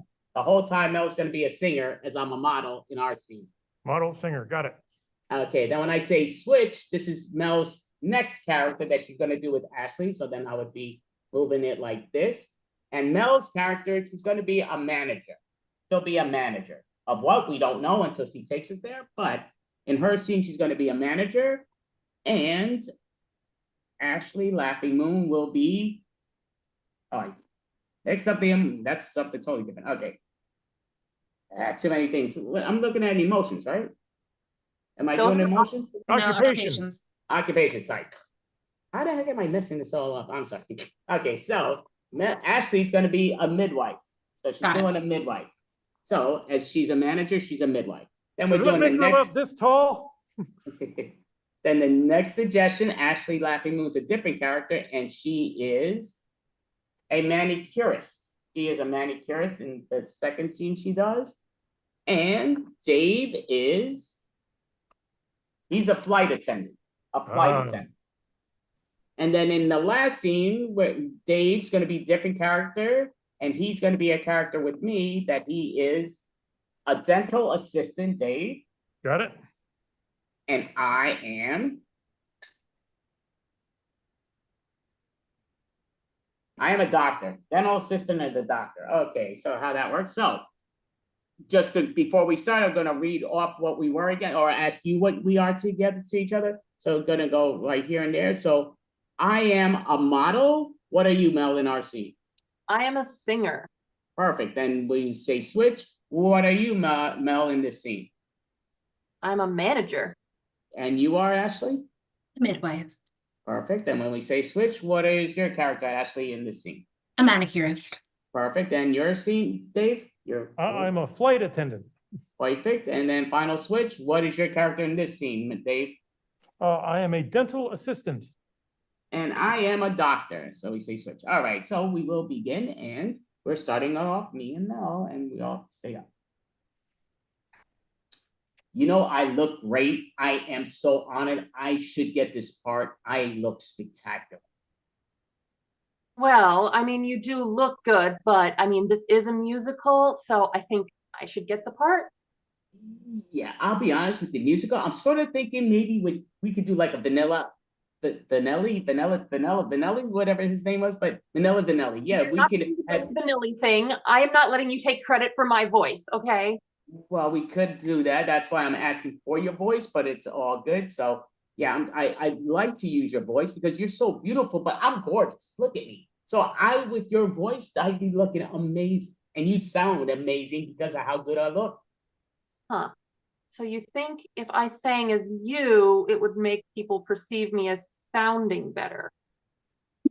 But I also need you to sound like more mannish and not so ladyish, because you have a great female voice, but we want that male voice so it matches me, if that makes sense. You know, I need to look great, which I do, but I need to sound great. And we don't know if you could make that. Okay, well, the best I can do is contralto. I do have a pretty low range for a woman, I must say. Okay, well, again, you keep on like modeling like you're a model. I'm the model. You are the singer. And we don't even know if you can sing. We're taking your word that you can sing. But I feel like I could grab many people here and ask them to sing for me, because you kind of seem kind of iffy. So you think any of these people could sing as good as me? The great me? I don't think so. Okay, yeah. Again, I'm not saying they can, but I'm not saying they can't. I'm just saying we need you to kind of take your attitude and toss it. We need a good attitude. Again, I'm an amazing looking model. And we need you to fit the part, fit my looks with your voice.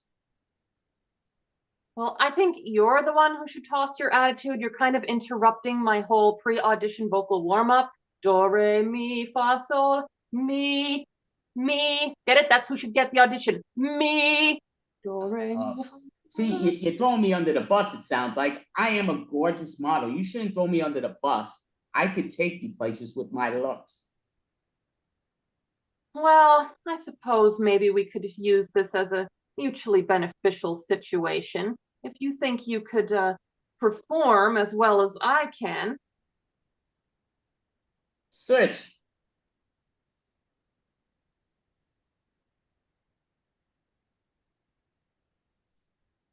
Okay, so you're going to deliver my baby. I'm putting a lot of trust in you here. Yeah, all right. So before Mother Nature might make this call before us, but while we're working our way there, I'm just picking up some vibes that are maybe not the most relaxing vibes for the baby. Yeah, okay, I'm a manager, all right? I don't know how to relax. Okay. So follow me. You're going to close your eyes, take a deep breath, and picture an Excel spreadsheet. You got it? An Excel spreadsheet? Excel spreadsheet. I see it. The columns are beautifully arranged. Okay. All right, now take a look at those beautifully arranged columns and envision them just exploding into fireworks. Exploding. No. Oh, this is a disaster. But the fireworks are beautiful and it replicates the explosion of life that you were going to experience so soon when baby Priscilla comes out. I know, I'm excited, but I'm nervous. I've never managed something like this before. This is the biggest project of my life. Oh, but you see, it is not managing, it is letting go of managing and letting Mother Earth's timeline take force. I don't know how to let go. I need to go to my happy place. I need to go back to my spreadsheet. Okay, there's columns, there's formulas. It's beautiful. Oh yeah, it's beautiful. Okay, let's take another approach to this. You're in the beautiful spreadsheet, okay? You're in the beautiful spreadsheet. Now, take the cursor and hover it over what is the most important line of text in there? Oh, the most important line. Yes, data metrics. Oh, it's beautiful. All these numbers. I see so many numbers. Data metrics. Now, I want you to go in that field where it says data metrics.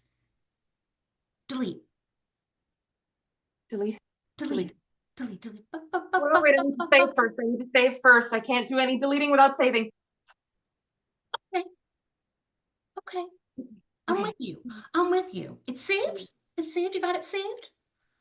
Okay, it's saved. I'm gonna hit the delete. Yes. Delete in my mind. Okay. Yes. I can't do it.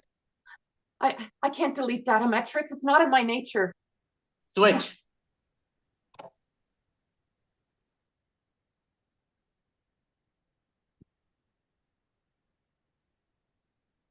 Oh, Eugene, look at those cuticles. Oh, Eugene, you gotta speak up. I can't hear ya. I Yeah, much better, Eugene. Yeah, I know. I moisturize often, and it feels good. But I swear I'm just handing out pillows to everybody that wants them, and I'm getting a little disgruntled. I hate to be, that person, but like, here's a pillow and there's a pillow. I mean, it's not like you can put your seat back any further. God. But I mean, my nails stay pretty nice, and because whenever I'm not delivering soda and coffee, and the first class passengers getting, their stuff, I don't know.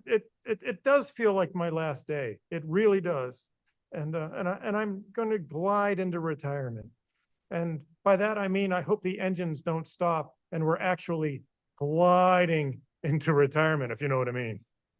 Oh, I totally know what you mean. I hope that I glide right into retirement too. I mean, as a pilot, Yeah, like I'm hoping it has some major like gliding into the runway kind of elements. I mean, we've got to use our flight puns, right? What do we have without our sure flight do. puns? It's not you or your manicure I'm worried about. It's the co-pilot. Oh my God. The look in her eyes is just, it's mind-boggling. She has that, ha ha, how close can I get to the mountain sort of feel. But I mean, I have to admit, I really love her nails. I love Dolores's nails too. I think they're fantastic, and she doesn't give out any pillows, so I'm like at a total loss as to how she pulls it off. Yeah, I'm kind of thinking that like my job's a lot more important than co-pilot or pilot for that matter. But I mean, we're friends, so I can tell you that. And you're not judging me, right? No, I'm not judging you. If anything, I judge Dolores. I mean, I don't judge her nails, but I judge the rest of her. True, yeah, because her nails are impeccable. And one time for Halloween, she actually did the whole cast of the Jack Skellington and the Nightmare Before Christmas. It was Get so awesome. And her out! thumb was Santa. And I loved her thumb. Yeah, I think that we need to figure out just the secret. I didn't tell you this, but I have a side hustle as a manicurist. No way. I have a side hustle God. as a manicurist. And it's going well? What? It's going well? Switch. You understand, I'm really not looking for a dental assistant. I'm a doctor, so I'm looking for a doctor assistant. Yeah, that's really great because I'm a dental assistant. But I mean, I still have the credentials pretty much. And it's like teeth are a part of the body pretty much. So I'm feeling like, yeah, I'd be a perfect fit. And I mean, heck, look how young and spry I am. You'd never even be able to guess my name. Right. Well, I don't care about your name. Why do I give a crap about your name? Being young or old, name, what the heck? It doesn't change when you become 50 or 60, so your name's the same. Oh my God, so you're beautiful on the inside too? I gotta work here. Okay, you're kind of confusing me, but I'm just wondering, teeth is part of the body, but it's part of the head and inside, but I don't study the teeth. I study the feet. Not the teeth, Yeah. the feet. Same thing, teeth, feet, whatever. That's the way it goes, yeah. Well, it's really not the same thing. It's if you got the foot in your mouth, that's a different thing, but yes. Yeah, my family says it's there all the time. It's like, it's weird. Somebody wants to know, hey, what kind of shoes are you wearing? I just open up my mouth. And there it is. Feet. Same thing. Hire me. Yeah, you seem very demanding, saying, hire me. I'm supposed to interview you, and you're just like, hire me. I have no experience in the medical field. Right. Yeah, so I'm not sure what the problem is. Hey, listen, you can talk your way into anything. It's really all about customer service and just being friendly and respectful and authentic. I mean, heck, I really didn't even pass the dental assistant exam, so it's not like that's going to get in my way. Okay, well, yeah, that's between you and your old job, but I'm worried about this job. We need somebody with some experience. Yeah. And you're saying friendly, but you're like, hire me, and that's not very friendly. Right. You know what? It seems that way, but once you hire me, we wouldn't be having this problem, would we? I'd never bring it up again when I'm hired by you. Right. Yeah, but I'm worried that if I hire you, you're gonna mess up my job profession. because we need to be very organized. As you see, I'm a doctor, and it's very important to be organized. Yeah, most of your tongue thingies and your ear thingies are all in the right spots, but I think that's pretty awesome. But I mean, all those issues seem more like a you problem, because I would fit in fine. Okay, I don't know what's the fitting. Again, I am an orthopedics. You're a tooth assistant. Yeah. And you're kind of saying you're an assistant of a tooth that really wasn't an assistant of a tooth. Sure, yeah. And then sometimes I put money under little kids' pillows, and whenever it's needed to happen like that. But I mean, honestly, tomato, feet, teeth, same. As long as you follow HIPAA rules, you're not going to get a complaint. Switch. Wow, we really nailed that audition. I mean, the two of us together. Yes, we did a great job. And yeah, I'm very honored and thrilled that you took over. You really did a great job. You made my voice sound brilliantly as good as I look. I know. I didn't know I could hit baritone notes like that, but I guess maybe you just bring it out in me. Oh, well, I appreciate that. Again, I'm all world model. Again, they say I'm the 2024 version of whatever his face names was, Fabergé, or I forgot his name. But again, he's so yesteryears. I'm today years. So we're talking about today's years. Yeah, Fabio's got nothing on you. There you go. You shouldn't even speak his name. It's beneath you. Well, of course I shouldn't speak his name. I didn't speak his name. You did. Maybe I didn't remember what it was, but you remembered and you spoke it. I did not. Well, that's my point. You're just way above it all. And you know what? You really are a gorgeous model. Oh, I am definitely gorgeous. Most definitely. Listen, tell me something I don't know. I just wish I had a halfway decent voice. Because usually I don't need to speak. People take pictures of me because I'm gorgeous, but now I'm singing here and I need to take your voice and fool the people because people are fools. Well, I mean, with me, you can have a great voice. All you have to do is just take me everywhere. Take you ever? That's a lady's dream. Again, I'm all manly. I'm all dude. I'm all model. I'm the man. But I do love your voice, so I think we could somehow pair this together. I could even do your interviews and everything. Switch. Okay, so we have to befriend the delete key. Let's work on that. Let's work on befriending the delete key. Okay. Yeah. Now, take a look at that delete key. What about it is appealing and friendly to you? Well, I can use it to delete other people's mistakes and fix their incompetence. Yes. Okay. The delete button helps you clean up, right? Helps you clean up. Clean up. By the way, it's going to be really messy. I hate messes. No, it is going to be so clean. All you're going to do is give the delete button a little bit of affection. Okay. Affection. Yeah. Put your finger up against it a little. There's just one thing I need to know. I've been in labor for 10 hours now. Does this mean she's going to be a tardy person? Is she going to be one of those chronically late people? I can't have a kid like that. She's going to be right on time. She is going to be right on time. Yeah. Okay. All right. Focus. And even if she is a person who's thrown to tardiness, she'll be under your care for the first 18 years, so you'll just make her be on time. Yeah, that's what I do. I big deal. Things. Yeah. No big deal. Nothing really important happens after they're 18, so you're good. Okay, I can totally handle this. All right. Oh, great. All right. So which finger do you want to give the delete button a little love with? What finger does the love flow through the most profoundly? Okay, all right, definitely not the middle finger. Okay, I have to restrain that one. So many times I've had to restrain that one. Okay. Oh, that's so good judgment. Yes. Index finger. Index. Yeah, I like indexing. index finger. Okay, so Switch.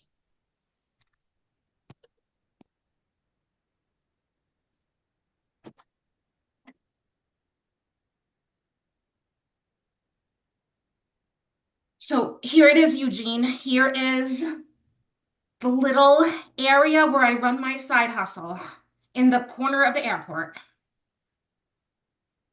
I can hear you, Eugene. Eugene, I can't hear you. I really want to hear what you have to say. Sorry. I was holding my breath. Yeah, your side hustle. It is amazing little area. It's like welcoming. What do they say? Location, location, location. Location, location, location. Yes, that's why we went into this industry to begin with. But, you know, I was just inspired by your nails and Dolores's nails but I need help spreading the word, you know. I need people in the airport to know it's here. Not only the airport, but all of the planes. Hey, listen, I got ways to talk to all the other flight attendants. And when we get attending, we're attending. So it's going to happen. I mean, are you prepared in this beautiful city of Anchorage, Alaska, for all these people? Because you know what? Nobody screams Alaska like my nails need done, huh? Nothing streams Alaska like that. And we wear gloves so much of the time. It's like we forget our nails even exist, but yet here they are. I know. Are. You know, I'm feeling inspired. Do you think maybe that you could do a little something for me right now? Do you? Oh, Eugene, you're doing me a solid with promoting my side hustle. So anything. What are you thinking of? Something Starry Nightish, something Van Goghish, but with 2 ears, like that period. Okay, I think I can do that.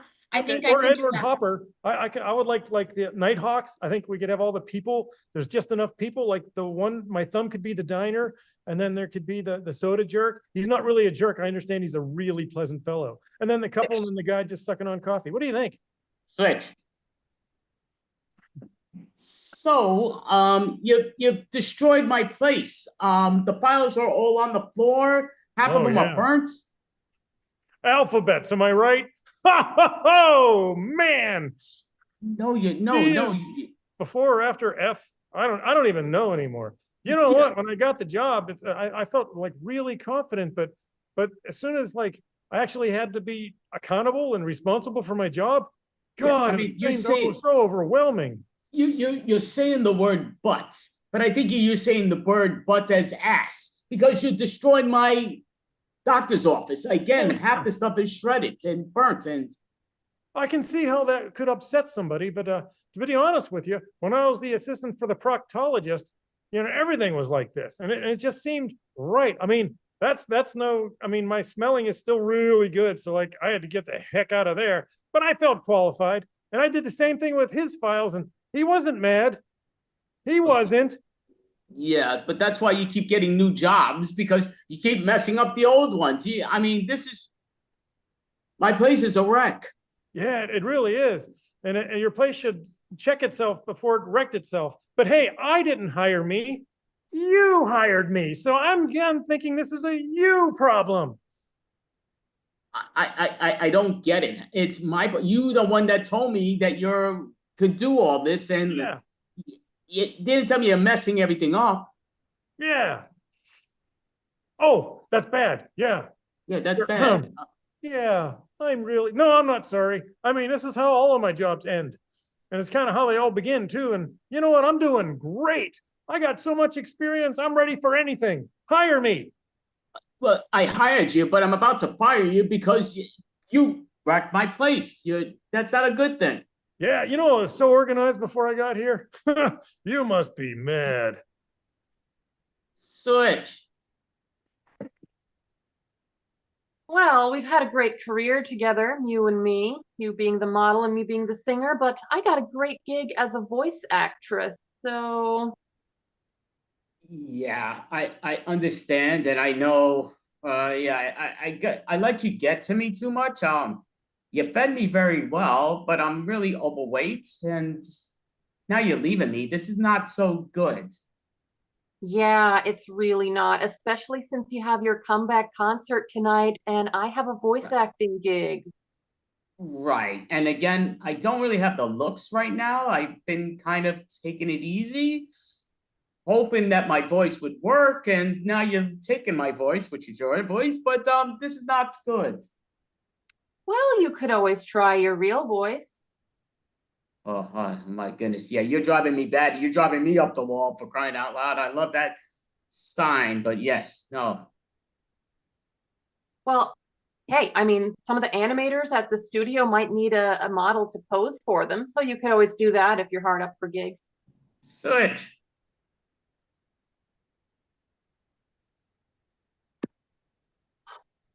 Oh, you did it.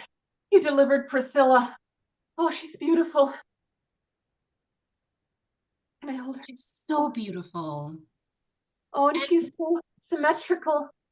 She's so symmetrical, and her eyes, that's the same green that's in Google spreadsheet.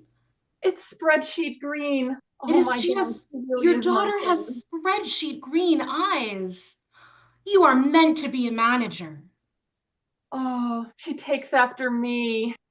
And you did such a great job. And she was on time. She arrived at exactly 12 p.m. on the dot, a nice round number. Her exact due date and due time. Priscilla was meant to be precise Priscilla. You know that's why I chose that name. Oh my goodness. Switch.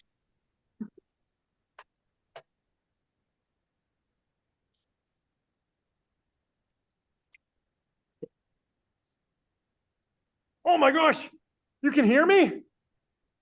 I can hear you, Eugene. What's the matter? Oh my gosh, it was like my lips were moving and then there we go. But I've got great news. Okay, what is it? Fabulous! Whoa, everybody's loving the nails. It's like I'm a walking billboard. Some people were Van Gogh, some people were Edward Hopper, and it's like I can read them, and then I say, hey, Van Gogh, Edward Hopper, Van Gogh, Hopper. And then it's Easter and then Hopper. That was for me. I have to say, I did not think I could do something that detailed. Can I be honest with you, Eugene? Please. That's the first time I ever put like artwork on nails. Before that, it was just solid colors. Like seriously? Yeah. You're an like, artiste. You should I be up on the scaffolding doing the Switch. Sistine Chapel. So, Dr. Dental Assistant, your name now?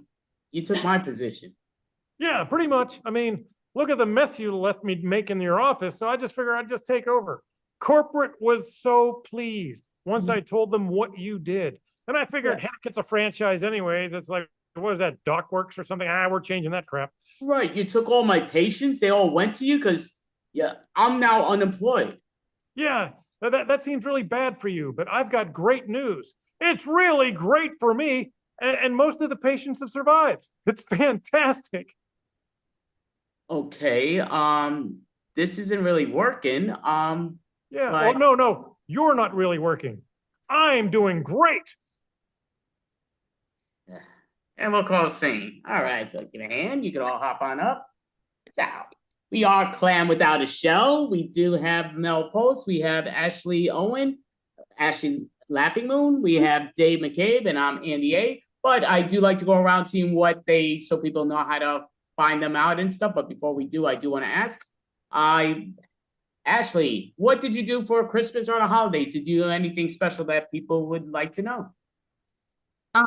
I hosted family and I got to see, I had family that relocated to the Netherlands about a year and a half ago. I don't get to see them a lot and they came for Thanksgiving. So I got to see my niece and nephew. So that was really special. My bestie also came and she was dog sitting and brought the dog she's dog sitting. He was super adorable. So that was, it was really great. Awesome. That's great to hear. How about yourself, Dave? Do you have what you guys do for Christmas or the holidays? Actually, just chilled out. Is like, I'm 9% Swedish, so very much like Ashley, I didn't go anywhere. Anyway, I'm just kidding. But really, I just got a little friend that just wants to say hi, if you don't mind, and then we'll call it there. It was all about hi. During this Christmas season, I was just present. It's just, you know, you're given 2 ears and 1 mouth for a reason, and I was just absorbing everybody's energy and karma. It was quite lovely. And I'm small enough that I could ride the dogs. I don't have to sit on dogs like Ashley's family does and friends. So really, it's all, for me, Christmas is literally all about being present. That sounds great. Going to ask you, Mel, do you have, I know you said this before, but go ahead, let us know what you did for the holidays or Christmas. Yeah, Mel, what did you do for the holidays? I don't have to be. I'm sorry. I stuffed my face, which I'm sure you would be familiar with, being a stocking stuffer. Not sure what it is, but it's Yeah, probably well, yeah. stuffed. You know what? I But didn't this year. I was thinking outside of the box. Sorry. Thinking outside of the box, but luckily I thought inside the box and watched Christmas Vacation, because that's a nice way to just spend the day. Just watch movies, relax, eat, drink, be merry. Yeah, shitter's full, Mel. That's definitely awesome. So I do like to get the websites before we break out in case they have websites. But Ashley, Laughing Moon, do you have a website people can find you online or no? No, just social media. I'm Ash Laughing Moon on Facebook and Instagram. Laughing Moon me on TikTok, even though that might go away. And Yes and Tuesday on Blue Sky. So that's all. But I haven't really posted a lot of content there lately. It's mainly just for social. Okay, awesome. Mel, do you have a post? Again, I'll stick with the lady. I say that and I keep going out of turn, but go ahead, Mel. Do you have a website so people know? Do I have a post? I should. It is my last name, but you can. Yes. You can find me on mel.licious on YouTube, and you can find me on Socially Distant Improv on Mondays. Right. And Dave McCabe, do you have it so people know where to find you in person or online? Yeah. Dave Clinton is my Facebook, where I put a lot of my stuff. I've got my YouTube channel, the Dave McCabe channel, which is pretty cool. And I've been performing live a lot lately, and it's pretty gratifying. And I'm going to be teaching a class on puppetry, which is kind of cool. And really, that's all I have to say. So I guess you could say that that's a wrap. Oh yes, feels so good to get out. Well, thank you so much. So this is Clan Without a Shell. We do have more members at times, but sometimes we don't, but that's all great. No hammer. So I wish you all an amazing 2025, and I hope it's better than 2024. Hopefully 2024 was great for you all, but hopefully 2025 is better. So Ashley Laughing Moon, we have Dave McCabe, we have Mel Post, and Dave's not going to break out because he's actually going to do a solo in a moment, but great job. Oh, yeah. Awesome. Well, I'll pop out. Thanks so much, Great everybody, job. for Thank playing you so together. Perfect. Enjoy the holidays and Happy New Year. You too. Have an amazing See you next year. Hey, nice to see you, Ashley. All right. So I'm going to surrender to Dave McCabe. You do what you do best, and Gotcha. All right. Well, hey, because I know we're running a little bit behind, I'll cut it down a little bit. Hold on. I got to get another pal. Is that slow enough? Better? Did she really have people sitting on her dogs? Okay, I'll be right back.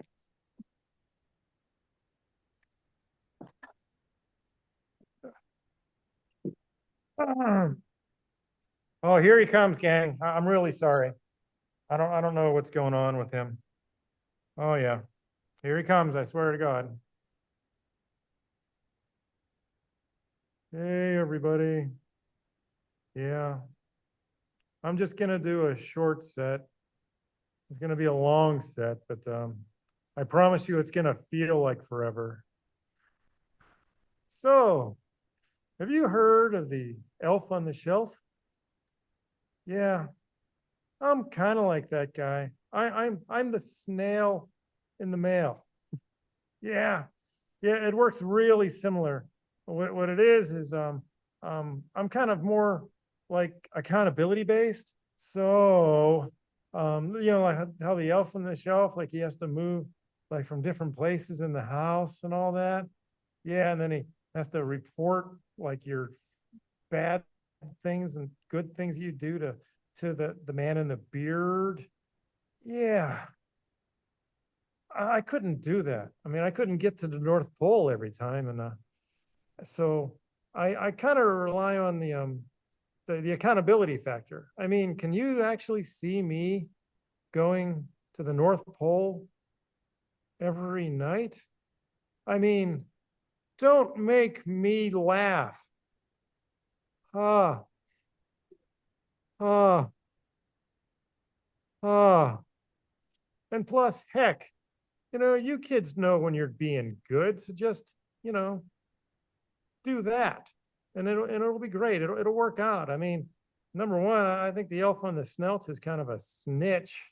And nobody wants to be a snitch because we understand snitches get, stitches.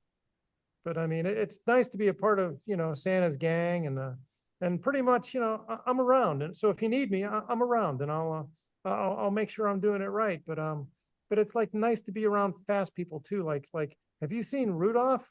I mean, he is a fast. Whoops. What do you mean? You're muting me for that? Well, he really is a fast. I mean, damn. Oops. You let that one slip, didn't you? And then all the other people. But once it all gets around, I'm just pretty much a happy guy. And I want to make sure that all the kids out there and all the grown-ups, I mean, you've got a moral compass, don't you?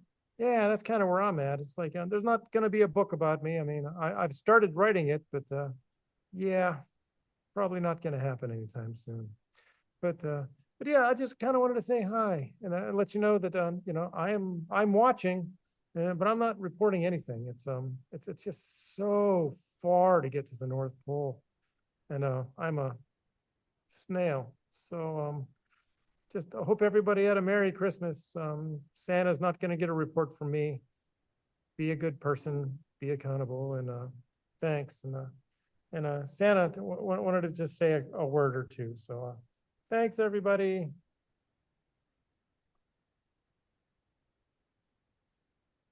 Oh my God. All right, so great job. Give a hand. So yeah, you did make that shorter than I realized, but that's awesome. You did a great job. Yeah, I thought you said you were running behind, and so I said, okay, I can run behind. Then you let me play the game with Ashley. Oh, she is so fun. She's been on a couple of our other shows together and stuff, and that's always good. But it's always nice to see you, but I kind of interwove some of my other things. I actually didn't think I was going to perform. So yay me. I know, definitely. Yeah, no, we wanted you to perform, no question. We're a little behind, but again, we set it up sort of, that's all good. Because I love you guys. I can work with you. It's live show business, for goodness sakes. It happens. I'm doing announcements now at the school that I work at. And then the one person, there was a cue to play the chicken dance. And she felt horrible because she missed the cue. But the kids said, hit it. And I just sang the chicken dance. Yeah, baby. Nothing screams Christmas like chicken dance. Okay, well, that's awesome. So I'm just looking here at the timer with that, but you did a great job, most definitely. So Dave, do you want to let people know how they can follow you online or in person? Yeah, mostly it's Facebook right now. Oh, you know what's not fun? Being a diabetic. That's my alarm. Oh God, wait, I'm going under. I made you look. Anyways, yeah, I've got my Facebook page is Dave Clinton. That's where most of my stuff goes on. I try to be a super positive guy in a negative world. I mean, I'm not all that happy about the state of things, but I mean, I can kick and be miserable if I want to, and I don't. So I just gotta be a positive guy. I got to do a big set outside of town as a 20-minute set with my puppets. I'm making more puppets. I made that the package puppet, which is pretty cool. But I made a bladder. Yeah, I filled a jug with Mountain Dew and I shook it at people. I screamed "Lose Control" by Teddy Swims. Because something's got a hold of me lately. Yeah, that was really cool. Well, and it was a whole crowd. I don't know if you guys ever did open mics and like real shows and stuff, but it was a whole crowd filled with art people who went to the show because it was in an art gallery. And it was like, holy crap. I tried references. I did. I tried old people jokes because they were. And I tried young people jokes because I thought I'd give it a go. And all this stuff. And then finally, me shaking a bottle full of Mountain Dew that was a puppet of a bladder at them made them laugh. So, score one for me. Hey, it's a Jackson Pollock painting, right? You know what? I was gonna like spray it, but oh, well, yeah, it would have went bad there. That was not a crowd to say, you know what, I'm all of a sudden Gallagher. And I know it's Mountain Dew, but you're gonna think it's pee for a while, so ha ha. Would not have gone well. But I really wanted to do it. I had a spray bottle and everything ready to go. All right, well, Dave McCabe and company there, great job. We appreciate it. Wish you Merry Christmas, Happy Holidays, and an amazing 2025. Yeah, thanks. And I'll be around. Just, I mean, I'm getting more stuff. Improv in an improv world. I love being a part of it. I just got confused. Great job. It's all good. So, Dave McCabe, thank you so much. You. Oh yeah, I figure I'll just leave my audio and my video on for the rest of the show. So I'm glad you enjoy it. Ha! Perfect. Great job. So we got Dave McCabe. So thank you all with that. So we're going to go to the next thing. I'm just looking here. Yeah, we are a little behind, but it's all good. So I am going to just cut this at this point.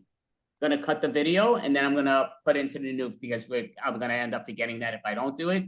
So we'll cut this. I was going to cut it a little bit further, but we'll cut it out at this. So we're going to do the halfway mark and then start it up. So I don't think I have to shut this down, do I? I do. No, I don't. I just have to stop the recording. Okay. Stop the live stream. Okay, so how do I stop the live stream? I do this all the time, but we'll be back for part 2 just once I figure out